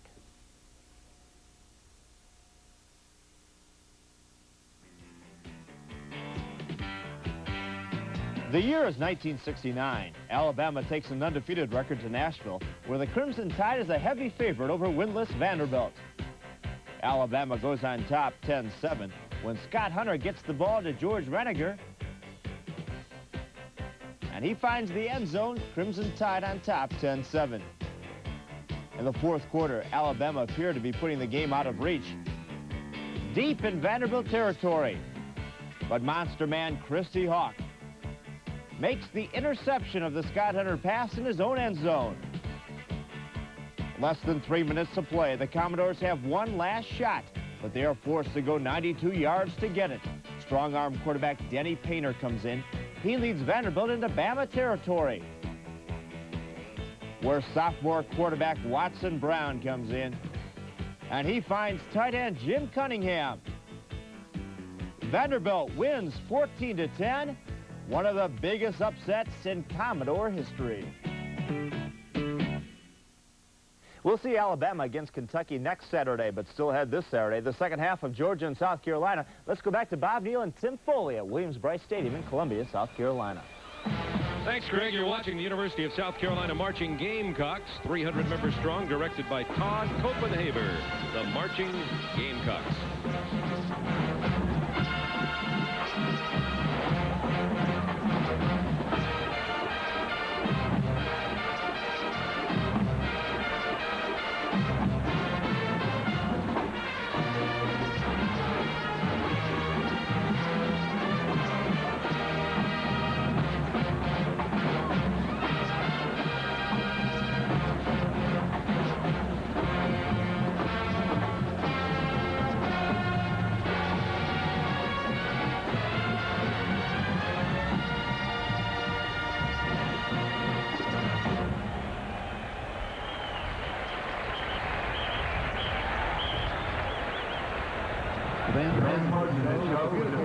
From Linda Ronstadt ballad, Somewhere Out There.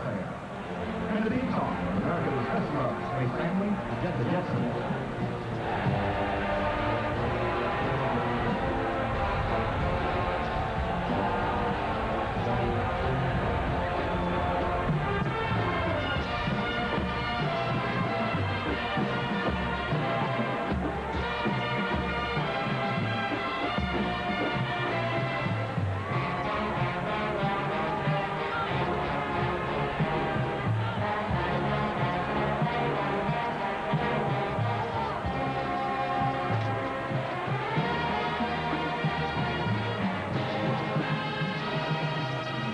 The University of South Carolina Marching Gamecocks. We'll be back with first half highlights, but first, let's take a closer look at the universities of Georgia and South Carolina.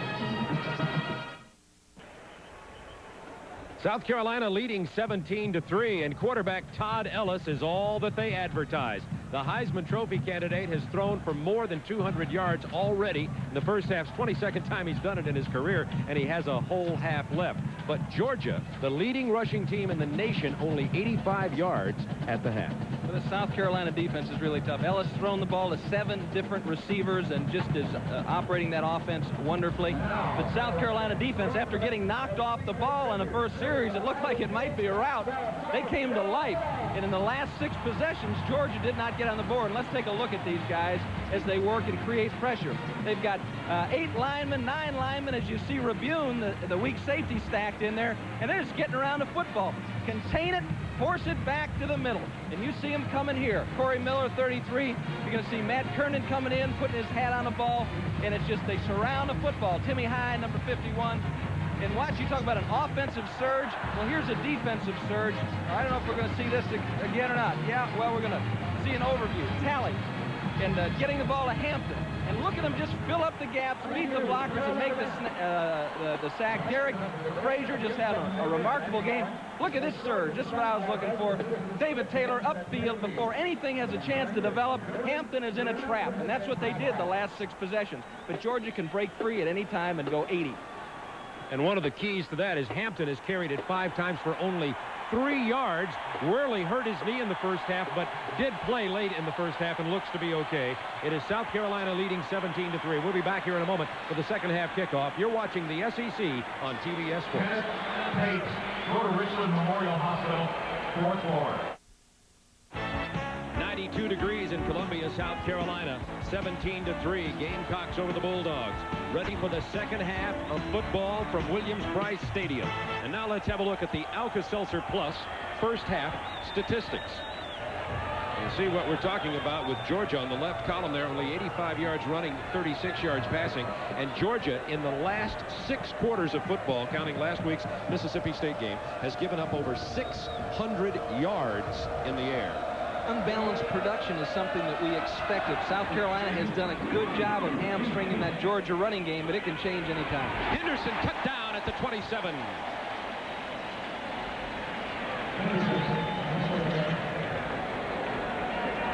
Georgia started out in its own 25 and just blew South Carolina off the ball in the first series. Just lops them, functions of yards in every play. And then after that, South Carolina shut them down. They just did an excellent job of containing that run and making the tackle when they had to. Georgia ball, first down, 10 at the 27, trailing 17-3. Worley and Henderson in the backfield. This is Henderson to the 33-yard line. Alfonso Ellis, 33, and Keith Henderson, number 30, alternate at fullback. Rodney Hampton, 7, and Tim Worley, 38, alternate at the tailback position. That time Georgia came out, Bob, in an unbalanced line. They had a receiver on the line of scrimmage to the wide side of the field, and Sadowski is also on the line. Now they're both off the ball. They shift. And Wayne Johnson back at the helm at quarterback, giving way to Greg Talley in the second quarter. Johnson hands it to Worley. Worley close to the first down. Hit by 51, Tim High. You almost have to have a different mentality when you're playing against a defense like South Carolina. You know they're going to hit you sometimes. You're going to have tackles for loss. You're going to have bad plays. But you have to maintain your composure, keep your cool, and know you're going to break some big ones, too. If you just stick with it, just stick with it. Just keep hammering away. Just keep getting your hat on your man. Here come the sticks to measure this one. It's going to be short of the first down by just inches, so it'll be third down in inches for Georgia. And now Hampton goes in along with Alfonso Ellis in the backfield for Vince Dooley's Bulldogs. So it'll be a short yardage team on the field for Georgia now as they want to keep their drive alive. The ball spotted at the left side hash mark, 37-yard line. Georgia trailing 17-3. Opening moments, second half. They've gone to kind of a wishbone look in the past than short yardage and goal line, Bob. Ellis, Hampton, Worley in the backfield. Johnson keeps it. Fumble! Followed on by Hampton. Georgia ball. But now, will it be a first down? I believe he fell on it behind the first down marker. May have lost the first down. Johnson got it. Ball came loose. Hampton fell on it. They'll have to bring it out here probably and measure again. Let's see it again. Johnson just trying to get to an open hole. See Hinton scoots by it. And I really can't tell, Bob, who put the hit on him. It's coming from Matt McKernan's area there. So it looked like a 41st down. By an inch. And now Sean Hummings and John Thomas return to the ball game for Georgia. Also Henderson going back in there. Alfonso Ellis coming out. It's a real shuttle system with the backs for Georgia. 1st and 10 from the 37. Play fake to Worley. Complete to Henderson. First down. About an 11, 12, maybe 13-yard gain. Ron Rebune and David Taylor on the stop. That's David Taylor's man for man. 95% of the time, South Carolina's going to be a man-to-man coverage. It doesn't matter where they go. You're going to go with your man. And it's a tough thing for a linebacker to do on that little play action to back his nose out of there and chase somebody laterally. Just inside Carolina territory. Worley about 3.5 yards near the 45-yard line, hit by Scott Windsor, number 20. Let's watch Derek Fraser work, and he's South Carolina number 90, their best down line. 14 tackles last week. The second leading tackler. He's doing a good job getting rid of the block and getting to the football. Back comes the shuttle. Now it's Hampton and Ellis in the backfield for Georgia on the second down 6. This is Hampton. Gain of 2, no more. Ron Rebune, leading tackler for the Gamecocks, out of the free safety spot, makes a stop. He is a senior from La Palma, California. With an attacking defense like this, Bob, containment becomes even more important. If they break containment to the outside, all the pursuit is coming focused on that cutback. And if it breaks to the outside, they all have bad angles, and it's going to be a long run. But as I said, amazingly, the longest run they've had against them was East Carolina, 30 yards last week in the last 15 games. Third down 5, Georgia at the 45 of the Gamecocks. Here they come on Johnson. Hit as he throws.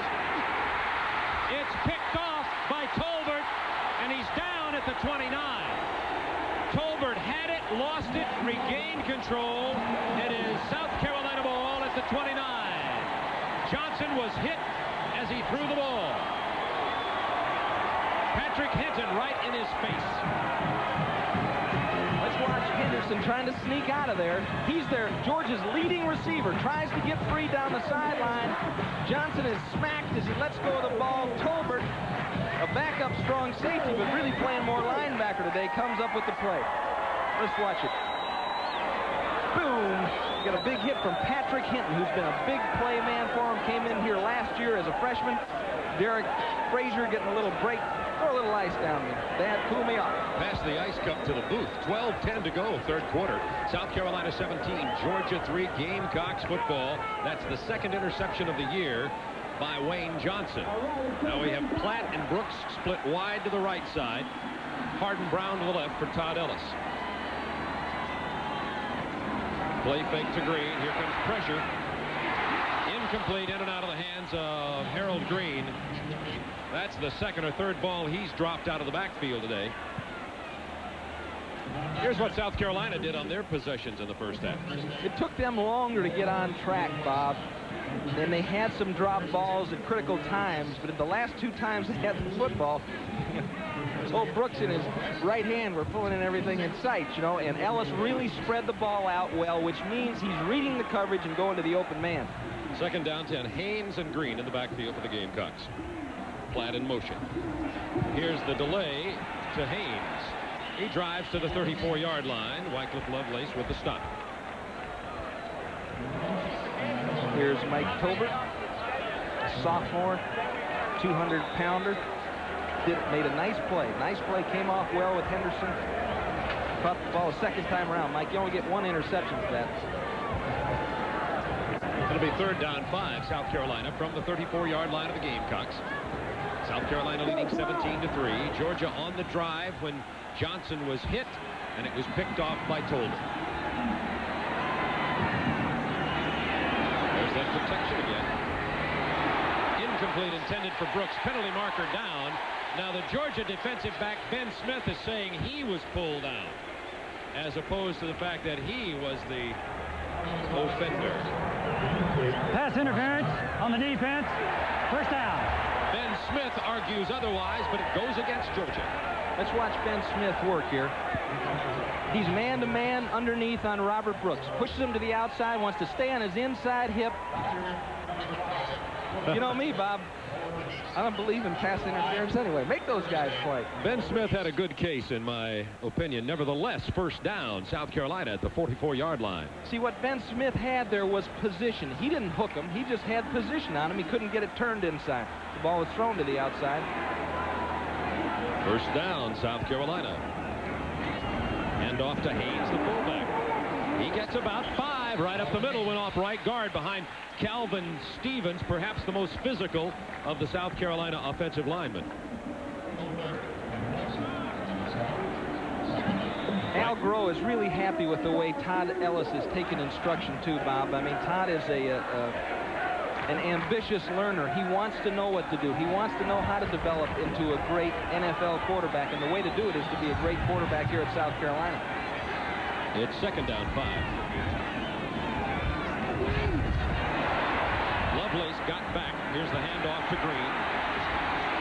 Nice run, first down, South Carolina. They like Harold Green a lot. He is playing on a sore foot today. He's a 6'2", 215-pound tailback. And when I talked to the coaches, I said, you know, how much distance is there in talent between Green and the other tailbacks? And Joe Morrison made it real clear, a lot of distance. They like Green a lot. He's the guy they have to balance the Carolina offensive attack. And they both, he and Bing, have played with courage today because they're both hurt. They haven't practiced all week long, and they're surviving on those ankles. Ellis play fakes to Haynes, throws on the run behind Harold Green.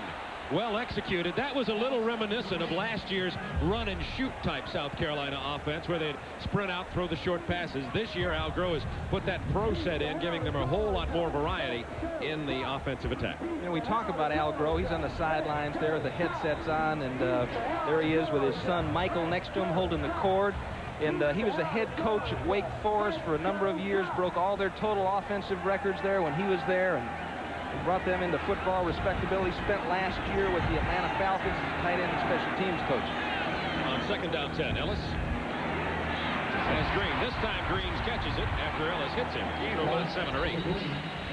Green dives forward to the 38-yard line. Stop made by 93 Brent Collins. Let's watch this Barrett's blitz working. Richard Tardit's number 92, one of the quickest men in college football. He gets Ike Harris going upfield, tries to work back underneath him, but Ike sits in there well, handles him with his hands, doesn't let him through. His toughest move is straight upfield, and that's what he's been trying to do, but Harris is doing an admirable job there, keeping him out. Third down 3 for South Carolina at the 38 of Georgia. Ellis with the blitz, gets rid of it. It's complete to Brooks. Good moves, dives forward to the 29. You gotta like Brooks. He looked for the move, give him a little dance step. When he saw it wasn't there, Brooks just leaned his head in and got the yardage. Todd Ellis going to the blitz check-off there. Georgia coming after them. Georgia will show you this look, back out and play coverage, or they'll come after you. Ellis checks off here and pops it out to Brooks. Platt just walling off the inside man, trying to get a block. The ball is going to Brooks the whole way. Hargett makes a tackle. Brooks 5 catches for 60 yards today, has one great touchdown grab of 36 yards. Now it's a first down, South Carolina. Ellis deep drop this time, floats it out here to Haynes, the fullback. Cuts it back inside. He goes down hard. Ball is fumbled out of bounds at the 25. It will be South Carolina ball. You know, people take little things for granted, but Todd Ellis is disarming part of Georgia's power defense with his voice, and he's getting them jumping across the ball. It's a lot easier to block somebody if he's moving away from you when the ball is snapped, and so he's taking advantage of that. Georgia needs to stick, those guys need to stick something in your ears so you can't hear that. You watch the ball. Second down 6, just inside the 25-yard line of Georgia. Quick handoff to Dingle, the fullback. Now, he had more yardage. He tried to stretch it outside and lost some. Aaron Chump gets the tackle for Georgia. Gain of very little, maybe a yard. Dingle's a big one, 6'3", 230. From Moncks Corner, South Carolina. I'll tell you, when they got ready for this game, they had to be concerned about keeping Goldberg out of there on a pass rush and Tardit's out of there on a pass rush, and they've done a nice job on both those things. The other way they've kept those people out of the backfield is they've thrown the ball on a 3-step drop. They've gotten rid of it in a hurry, didn't give them time to rush. 3 wideouts, a tight end, single setback is Bing. Look at the protection. Ellis floats it, end zone. Excellent coverage down there. The pass was intended for Hardin Brown, David Hargett, the man nearest the ball, but there were 3 Georgia defenders down in that area. That time Hargett was man-to-man underneath on Hardin Brown, and he did stick well. And like I said, this week they talked all week about the corner. Let him throw something else, but don't let him throw it there. Take that away from him. Mackey to attempt a 42-yard field goal. He has kicked 14 consecutive field goals. He hits it well. It's good. 15 field goals in a row for All-American, preseason All-American Colin Mackey. It's 20-3 South Carolina with 7 minutes, 59 seconds remaining in the third quarter.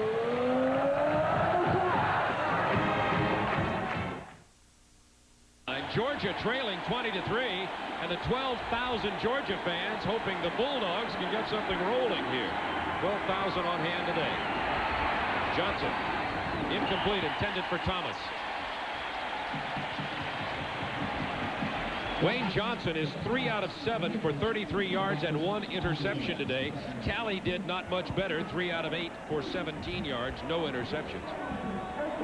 You'd rather throw it to the slot man against this coverage, Bob. It's not as long a throw. When you don't throw the ball a lot, you'd rather throw it to the closer receiver, especially when you know they're man-to-man. Second down, 10 Georgia from their own 31. Worley and Ellis in the backfield. This is Ellis. Oh, tough yardage. He gets it to about the 37. David Taylor, Ron Rabune, and about 7 other Gamecocks had a shot or two at the fullback, Alfonso Ellis, who's not a big guy for a fullback. He's 5'9", 205. Built low to the ground, big size. But that's a 5-yard gain. That's a 5-yard gain. And hope Georgia doesn't get away from their bread and butter. 3rd down 5.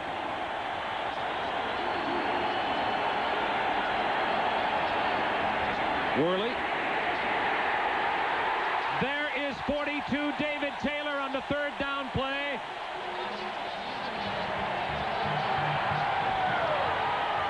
I'm going to point something out to you, Bob. Alfonso Ellis is as good as there is in the country at getting people on the ground. Look at David Taylor fight him off, keep his feet, and make the tackle. That's what this South Carolina defense does. They stay on their feet. They don't lose their pursuit lanes. Holes aren't created in their defense. Hester averaging 46 yards per punt today. Almost blocked. Platt at the 26. Avoided the tackle, takes it to the 28. 44, John Allen made the stop for Georgia. 6:29 to go, 3rd quarter. South Carolina 20. They hold Georgia again. The Bulldogs only 3 points. You're watching the SEC on TBS Sports. 20-3, South Carolina. 6:29 to go, 3rd quarter. Bob Neal, Tim Foley with you from Williams-Brice Stadium. 92 degrees here in middle South Carolina today. Harold Green looking for some help. Georgia stringing it out. Green getting about 3.5 yards.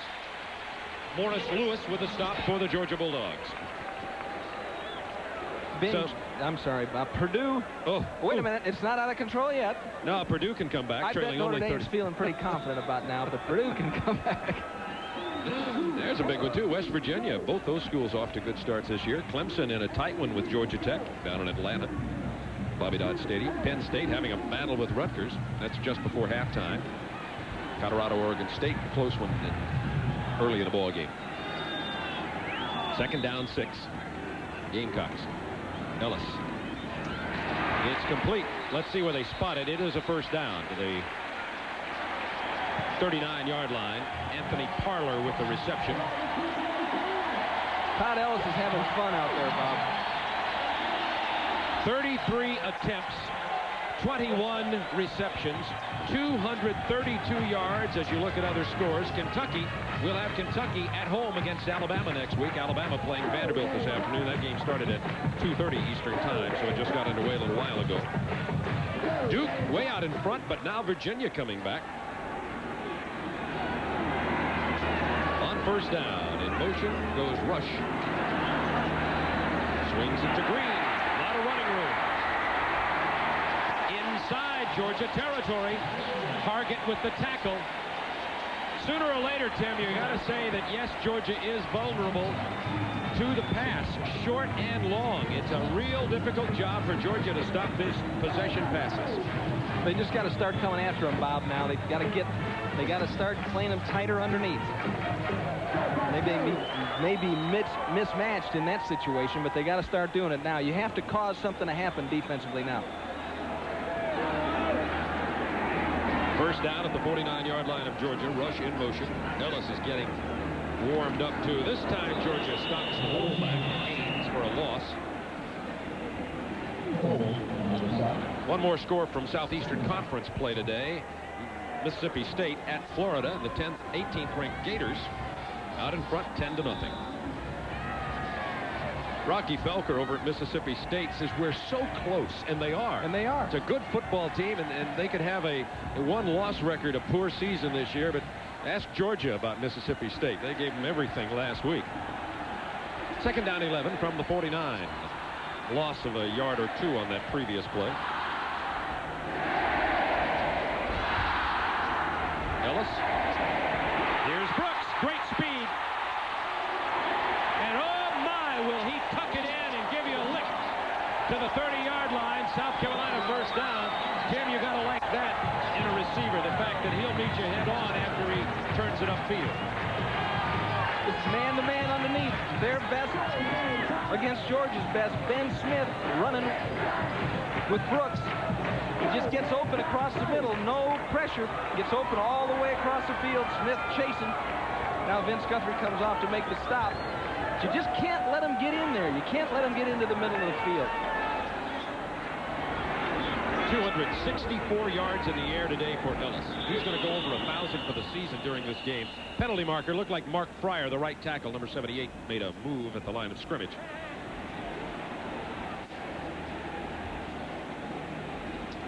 Ellis is only about 22, 23 yards away from 1,000 yards passing on the season. On the offense. In only the 4th game. And he looks so calm and composed, Bob, and he knows exactly what he wants to do. And again, Al Groh has got to be excited about the progress this young man has made. In his first 2 years as a quarterback, he threw 44 interceptions. That's almost hard to do. And this year so far, he has 0. Throwing the ball on time. Donut. 3:24 to go, 3rd quarter. South Carolina 20, Georgia 3. It'll be 1st down 15.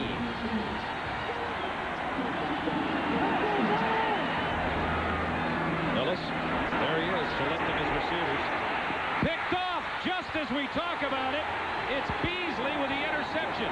The first interception of the year for Ellis. He had a lot of time to throw it. He waited. He pump faked a couple of times, tried to throw it to Hart Brown, but up comes Beasley. Ellis had thrown 116 passes prior to this before the interception. Smith has help deep, so he tries to get a piece of him and then turns him loose to Beasley, who did a good job getting there. That was just not a wise throw. You got to get that ball in there in a hurry on the fade, or just let it go and look someplace else against that 2-deep zone.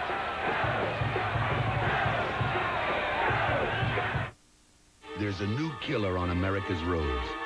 One that can murder your car's engine. A killer called sludge. To stop it, you gotta fight it with this. Quaker State Motor Oil with QSX. Engineered to provide the maximum protection you can get against sludge. So before sludge gets you, get the Sludge Fighter. Quaker State. The big Q stands for quality. Always has, always will. McDonald Pass, Montana. Frigid cold, brutal winds. We asked these ranchers to try Alka-Seltzer Plus for their next cold. Head gets all stuffed up, my nose runs, and it really drags me down. Alka-Seltzer Plus works fast. That's the best part of it. Alka-Seltzer Plus helps relieve the pain of having a cold. Alka-Seltzer Plus cold medicine. Fast, effective relief for tough winter colds. By golly, it does work. Try Alka-Seltzer Plus nighttime cold medicine to relieve your cold at night. Georgia's trailing by 17 with 3:04 to go in the 3rd. They got to start making something happen pretty soon. Toss it out to Arthur Marshall. Nice move. Marshall about 6 yards. There you go. Ron Rebune with the stop. There you go. Nice and easy. Just a little set. Get the ball out to him. Let him go. Try to beat the tackle. But that instead of a 10-yard O-cut, that's a hard throw to throw. And good. Like to see that. Vince likes to see that too. 2nd down 3. Hand off Henderson. Nice move. 1st down or close to it. Depend on the spot here. You know, it's so hard for a team that's good, Bob, not to get nervous when they're behind. I mean, what am I doing here? I mean, it's like a good golfer being in the rough. You and I, we're used to that. We love the rough. We're not excited about that. We can whack it out of here. But, you know, Georgia football team's not used to being behind. You just got to maintain your composure. Georgia has freshman Kevin Maxwell in at a receiver position on 1st down. Off the option, fumble. South Carolina had the ball. Wait for the signal. South Carolina had it, and then it looked like a Georgia player dived in there. We'll wait for the signal.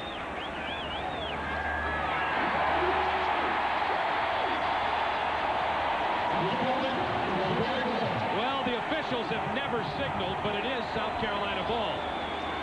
Talk about a fence sitter. The official over there would sort of wave towards South Carolina. It is a fumble recovery for the Gamecocks. You're watching the SEC on TBS Sports.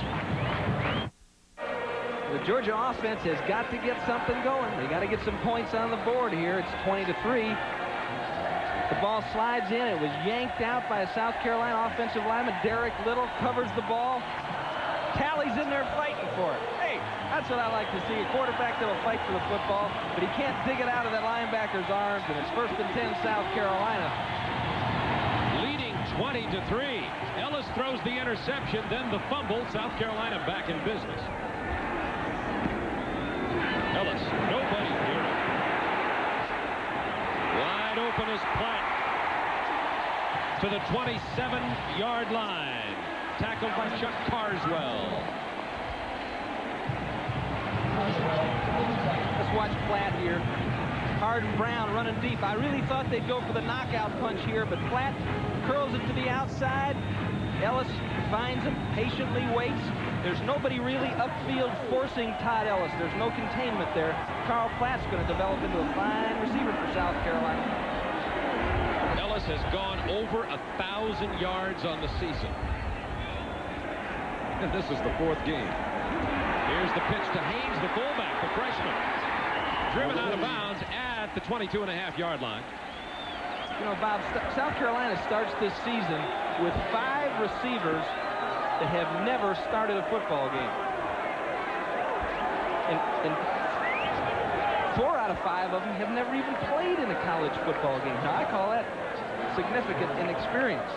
The injured Georgia player, 28, Aaron Chubb, out at about the 34-yard line.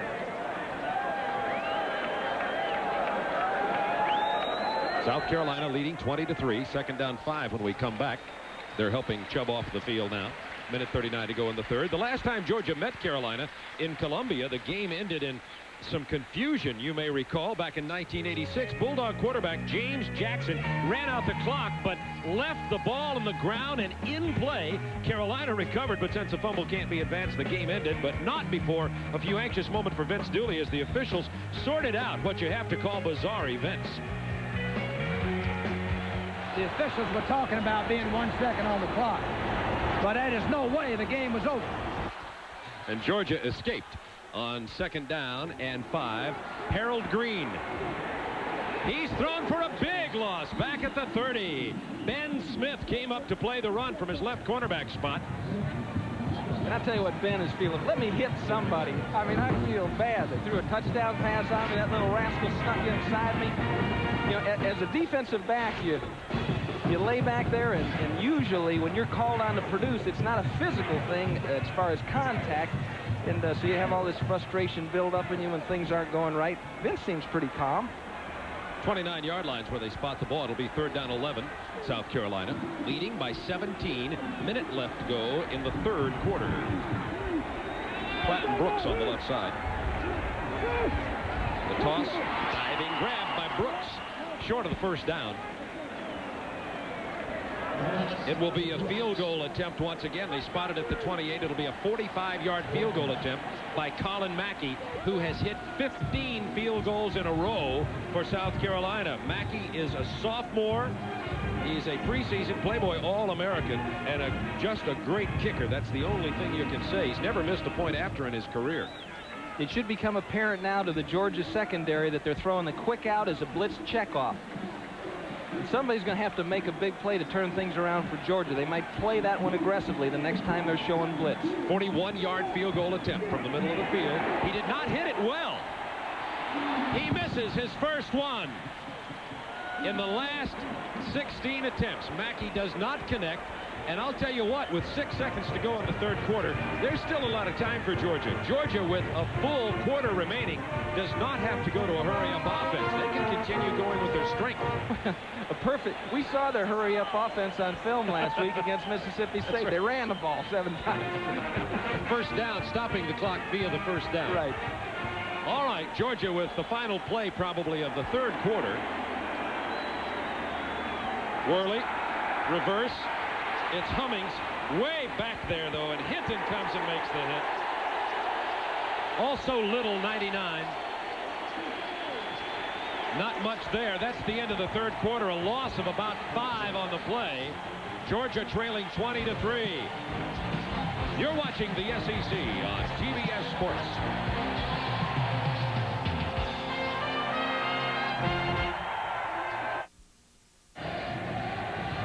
15 minutes of football remaining from Williams-Brice Stadium in Columbia, South Carolina. Carolina with the 20-3 lead. We said Georgia has a lot of time. They lost 4 yards on the first down play. They better get it turning right now. Now is the time to flip the switch on this offense, get it on track. Second down, 14 from the 20. Bob Nealon, Tim Foley with you.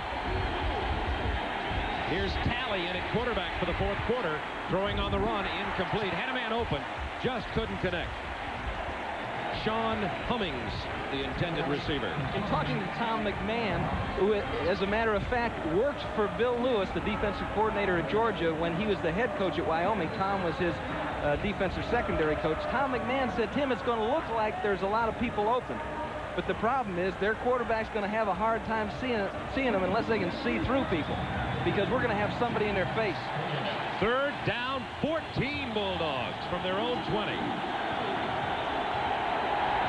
Ellis and Worley in the backfield. Here come the Gamecocks. Scott Windsor with the sack.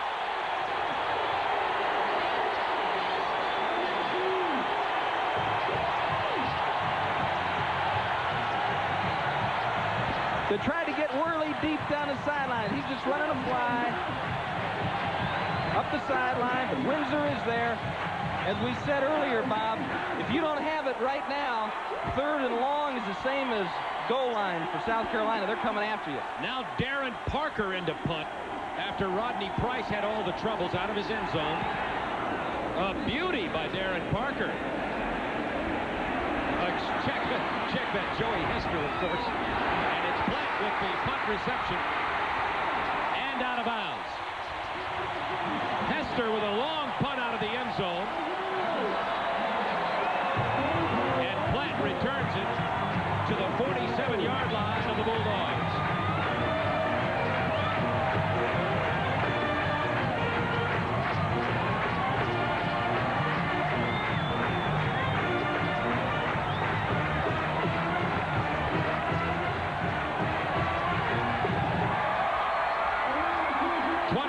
South Carolina, 14 minutes of football remaining. This is a knockout punch area, Bob. You know, inside the 50, try to get quick 7. Dingle inside the 40 to the 39-yard line. Mike Dingle.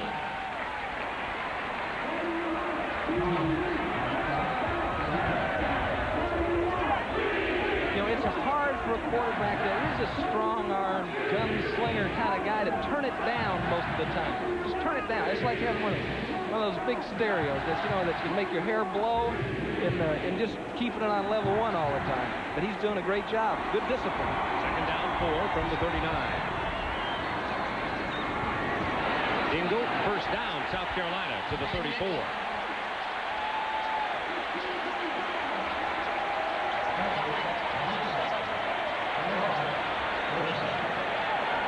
One thing the Georgia defense misses, I believe, is John Brantley. Not only for his skill, but there's really no one that's come in and taken over. I mean, this is like Rambo, like trying to do a Rambo movie without Sylvester Stallone. You know, there's nobody that's really come in to become the force, the spirit, the heart of this Georgia defense yet. That's what the coaches are hoping for, somebody to take over. On first down, 10. Ellis has thrown for about a mile today. He's going for more. In and out of the hands of 41 Anthony Parler. Had it. It was right on the money.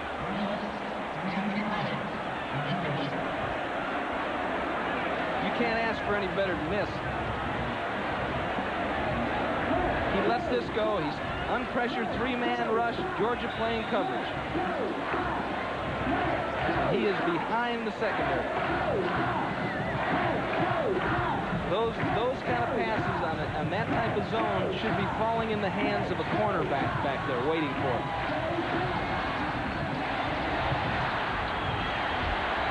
Second down, 10 from the 34.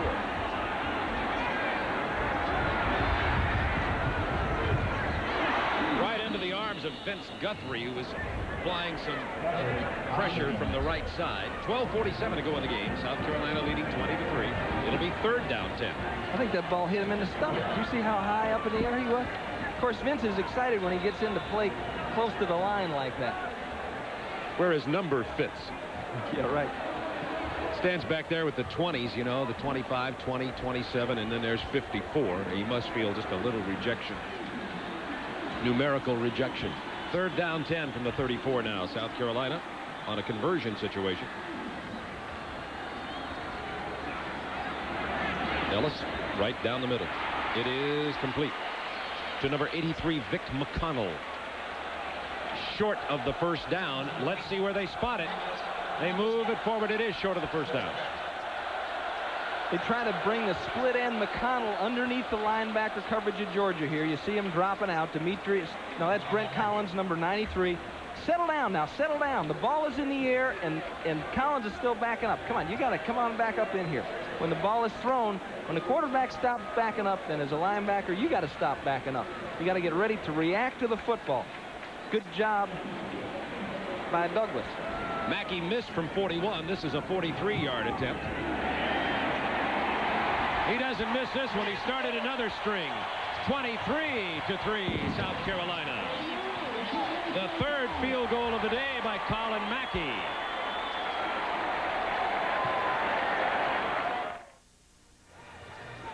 Portions of today's game are brought to you by Buick and your Buick dealer. The Great American Road belongs to Buick, and by Budweiser, proud sponsor of the 1988 U.S. Olympic team. This Bud's for you. Well, Ellis has thrown for 307 yards and 1 TD today. It's his 9th 300-yard-plus game. He's gone over 1,000 yards for the season already. Colin Mackey has 3 field goals. Brooks has a touchdown reception, being a touchdown run. Here's Henderson at the 27. He fair caught it this time. Now, Georgia, on the other hand, has rushed for a total of 101 yards today. Worley has 45. Hampton only 5 yards on the day. Ellis does have 40. Had a long 27-yard run to open the game. The quarterbacks for Georgia, Wayne Johnson, 3 of 7 for 33. Talley, 4 of 10 for 24. This South Carolina defense has been all that was advertised. Joe Lee Dunn had him ready.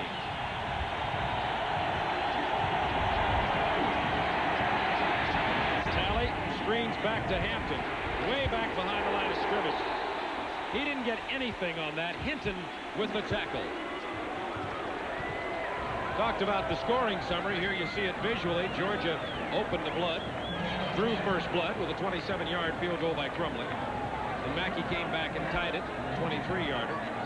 Bing took it in after it looked like South Carolina was going to be denied inside the 5 again, made it 10-3. Then the 36-yard TD pass. Mackey hit a 42-yarder, then a 43-yarder to make it 23-3. 2nd down 9. Talley. Dropped at the 19. Hinton was back there. Frazier was back there. There's Frazier, number 90.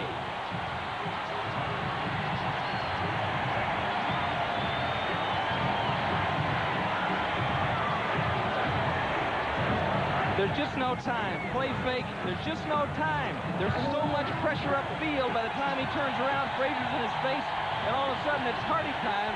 And Greg Talley ends up on the bottom of an ant pile. 3rd sack of the day for South Carolina. 3rd down 18. Talley dumps it over the middle. Hampton with the reception, and he goes down at the 25. The first down stick is way out at the 39. Georgia will have to give it up. Hester comes in to punt again.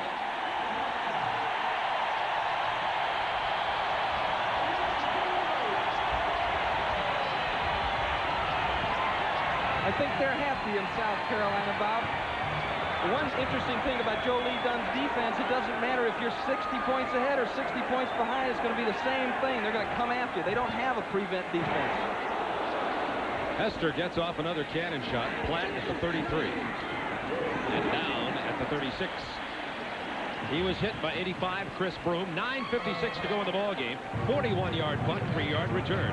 You're watching the SEC on TBS Sports. Portions of SEC football are brought to you by Delta Airlines. We love to fly, and it shows, with over 2,200 flights a day.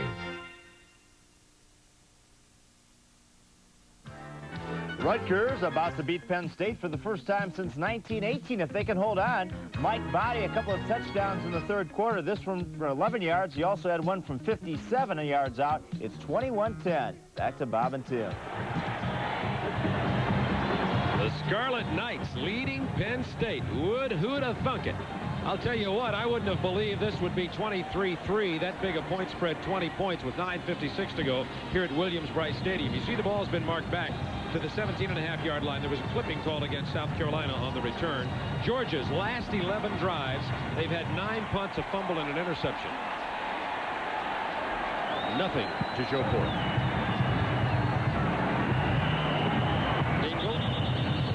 Penalty markers down. Here. Carolina will be attempting, of course, to just chew up as much of this 9:52 as they can.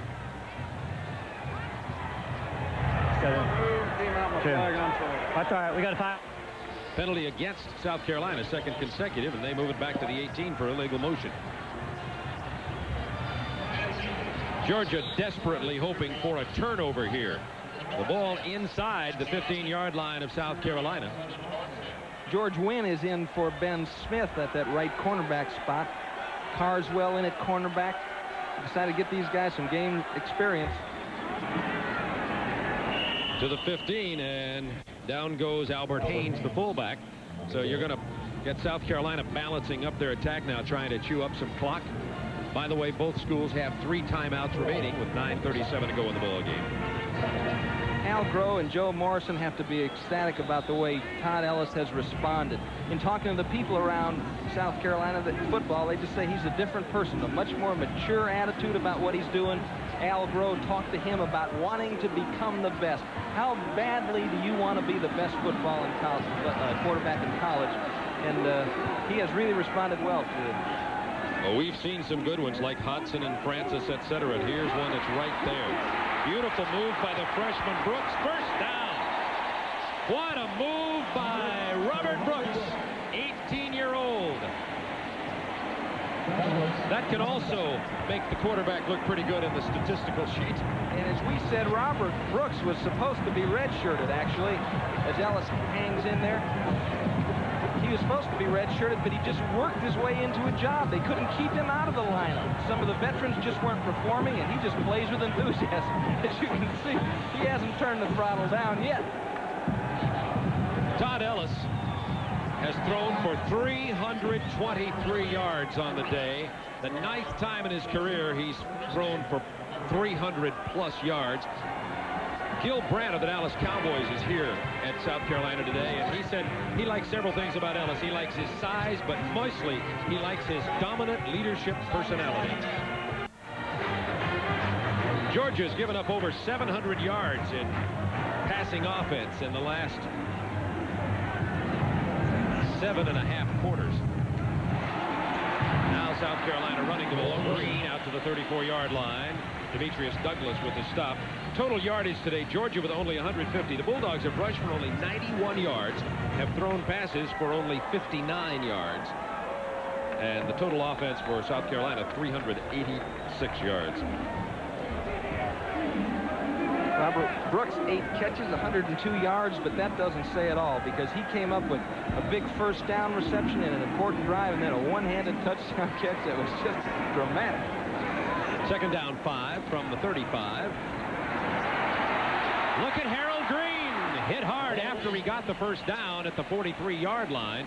But Green showing some moves. They like him, and he is a big league running back, no question about it. Ben Smith back in the game for Georgia now, made the tackle. Smith, he looks like he's hurting a little. He came into the game with a bruised shoulder. Yeah, Bob, and we should mention this in defense of Ben Smith, who is one of the finest defensive backs to play at Georgia in a long time in terms of man-to-man coverage and just a physical defensive back. He hasn't practiced all week. Had really kind of a freak injury on Tuesday and got hit on the shoulder there in a slight separation. First and 10 from the 43-yard line. South Carolina leading 23-3. That's Haynes, the fullback. Another Carolina first down. And now Georgia getting a taste of the medicine that they deal out often, and that is getting hammered with the running game late in the ball game. Georgia player slow to get up is Vince Guthrie. the feet on Albert Haynes as that offensive line fires off. Watch this move. Whoop. You know, this is a fullback. And that's quickness, and that's hard to put a hat on right there. See Guthrie coming in, and he collides with another Georgia player, Brent Collins. Like he hyperextended his neck a little bit.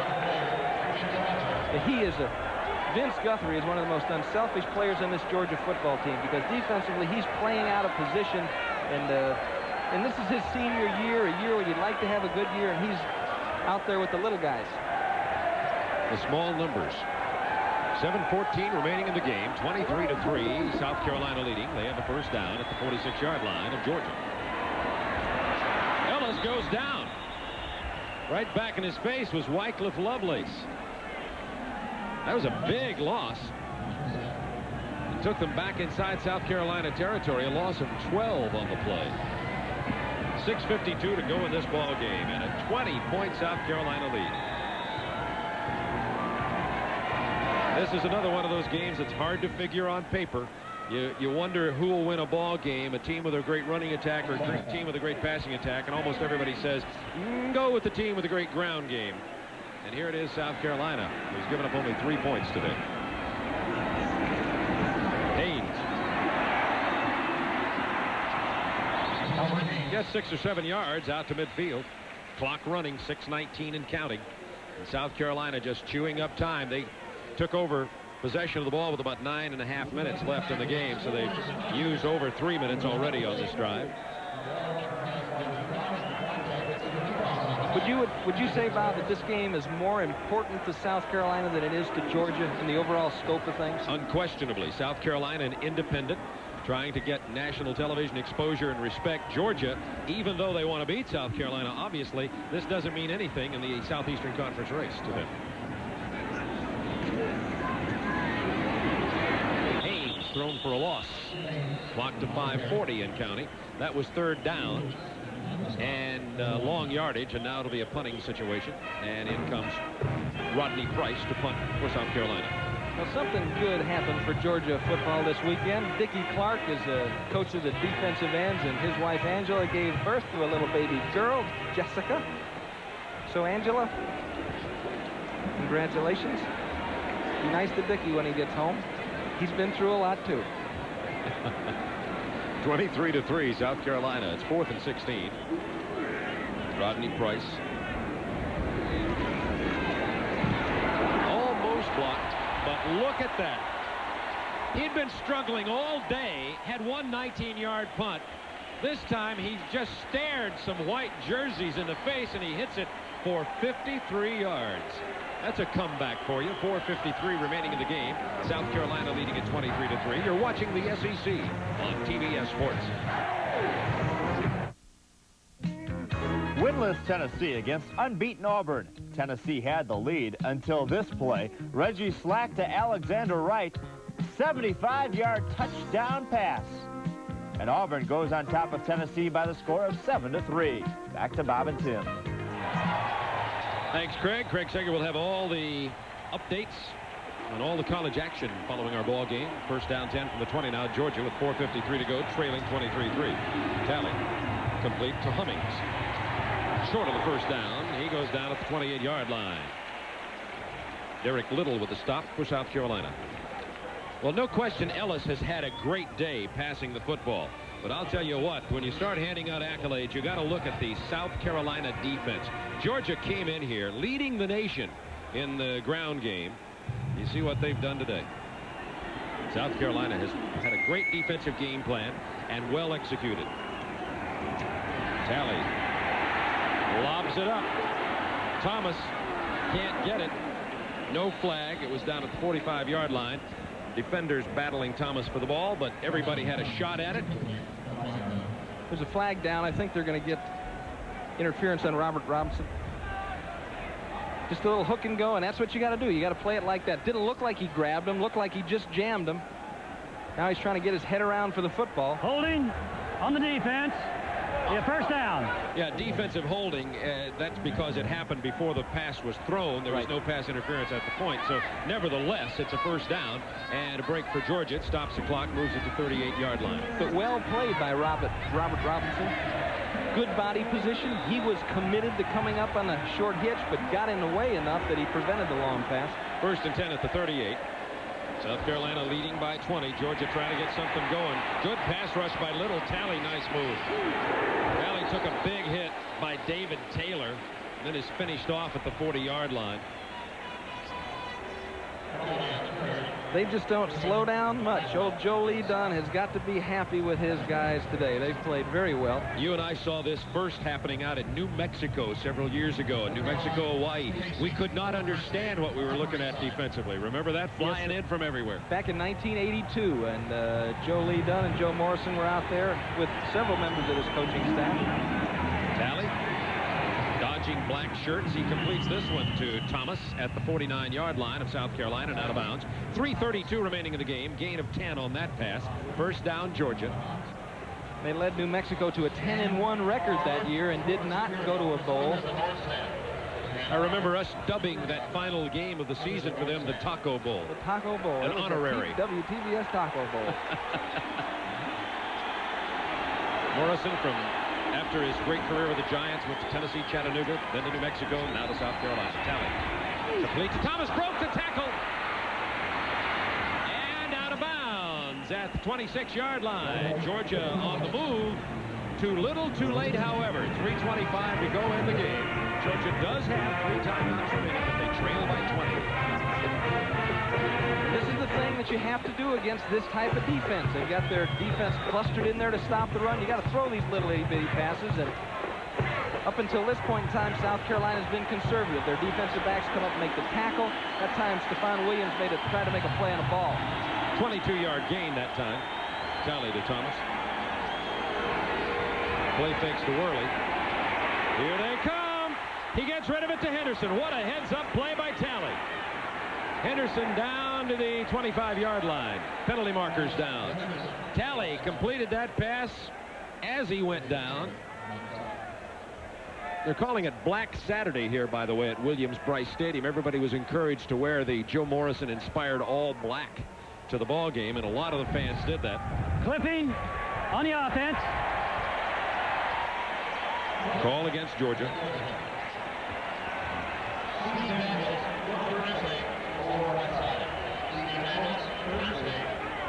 South Carolina's playing a zone here, which is rare for them. Talley trying to escape the grasp of Marty Dye, dumps it off to Henderson, cuts back upfield, and there's the clip by Tim Worley. Not a real vicious clip. An excuse me clip. Talley complete to Thomas on the far side and out of bounds, back to the 31-yard line. The first down stick, however, is down at the 17-yard line for Georgia. 2:43 to go in the ball game. This one's in the books, folks. South Carolina 23, Georgia 3. Georgia may get something on the board here. So the Bulldogs are going to no doubt drop in the national rankings from 9th position they hold now. And the Gamecocks, undoubtedly, in my opinion, will move into the top 10, or at least they certainly should, depending on what happens around the rest of the country. Talley over the middle. Complete to Sadowski down to the 20. 2:19 to go in the game. Okay, that was a zone. That's the last one you'll see. Joe Lee says, that's enough of that. Here we go. See what happens when we play that kind of We've been conservative. Look, they haven't given up a touchdown since North Carolina, and that was on a reverse, which is kind of a trick play. And South Carolina would like to keep Georgia out of the end zone here. Their defense finished in the top 10 in 4 different defensive categories last year. This is 3rd down 3, Georgia. Fumble. Talley fell on it. Back at the 24. He's going to pitch to Worley.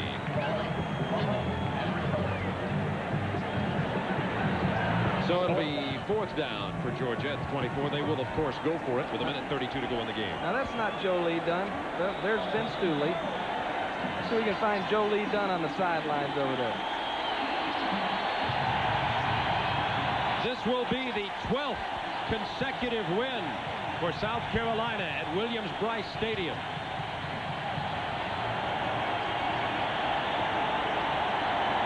Talley has to call a timeout. There's a mix-up on who's to do what. Talley coming to the sideline with 1:07 remaining in the game, and South Carolina leading 23-3.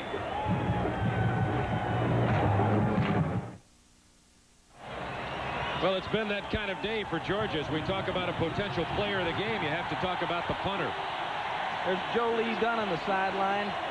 On your right of your screen was Tom McMahon. He's still in this one. 4th and 7, Georgia.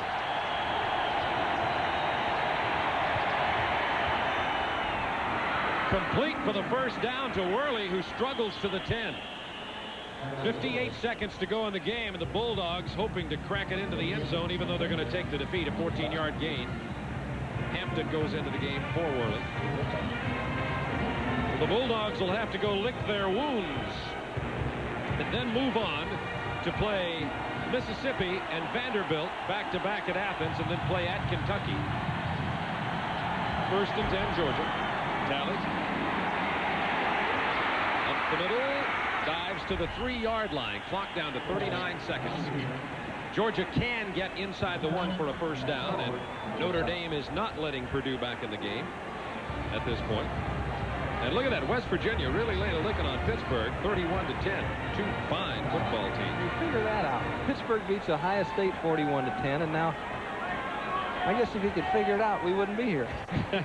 I had a series of events figured out last week, as Alabama is leading Vanderbilt 17-3 in the second quarter.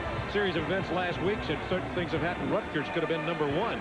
Might have been right, because today Rutgers was handing Penn State all they could handle. Look at that. It's 96 yards, longest in Florida history. Emmitt Smith. Heisman Trophy candidate, Wyoming leading Air Force. Well, Ellis sure made a statement about the Heisman here today. 321 yards in the air, 1 touchdown, 28 of 43. And South Carolina made a statement about their program, too. I mean, it's a balanced offense. It's not, they went to the run and shoot a couple of years ago because of an inexperienced line and a plethora, that's a Kim Anderson word, of wide receivers. And since those guys all graduated, they got some good running backs. They got balance now. 2nd down goal from the 3. Georgia. 36 seconds to go in the game. South Carolina with the big lead. Here is Henderson. Touchdown Bulldogs. Too little too late, however, from a Georgia point of view.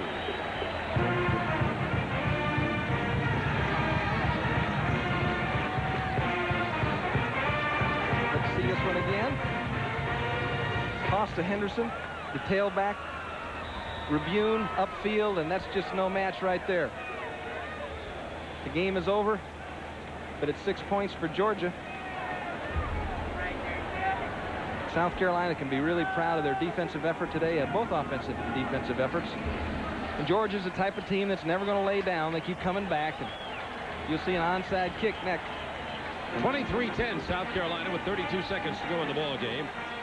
And next week, yours truly and Tim Foley will be at Kentucky, Commonwealth Stadium. Kentucky with a big lead at halftime over Kent State today. And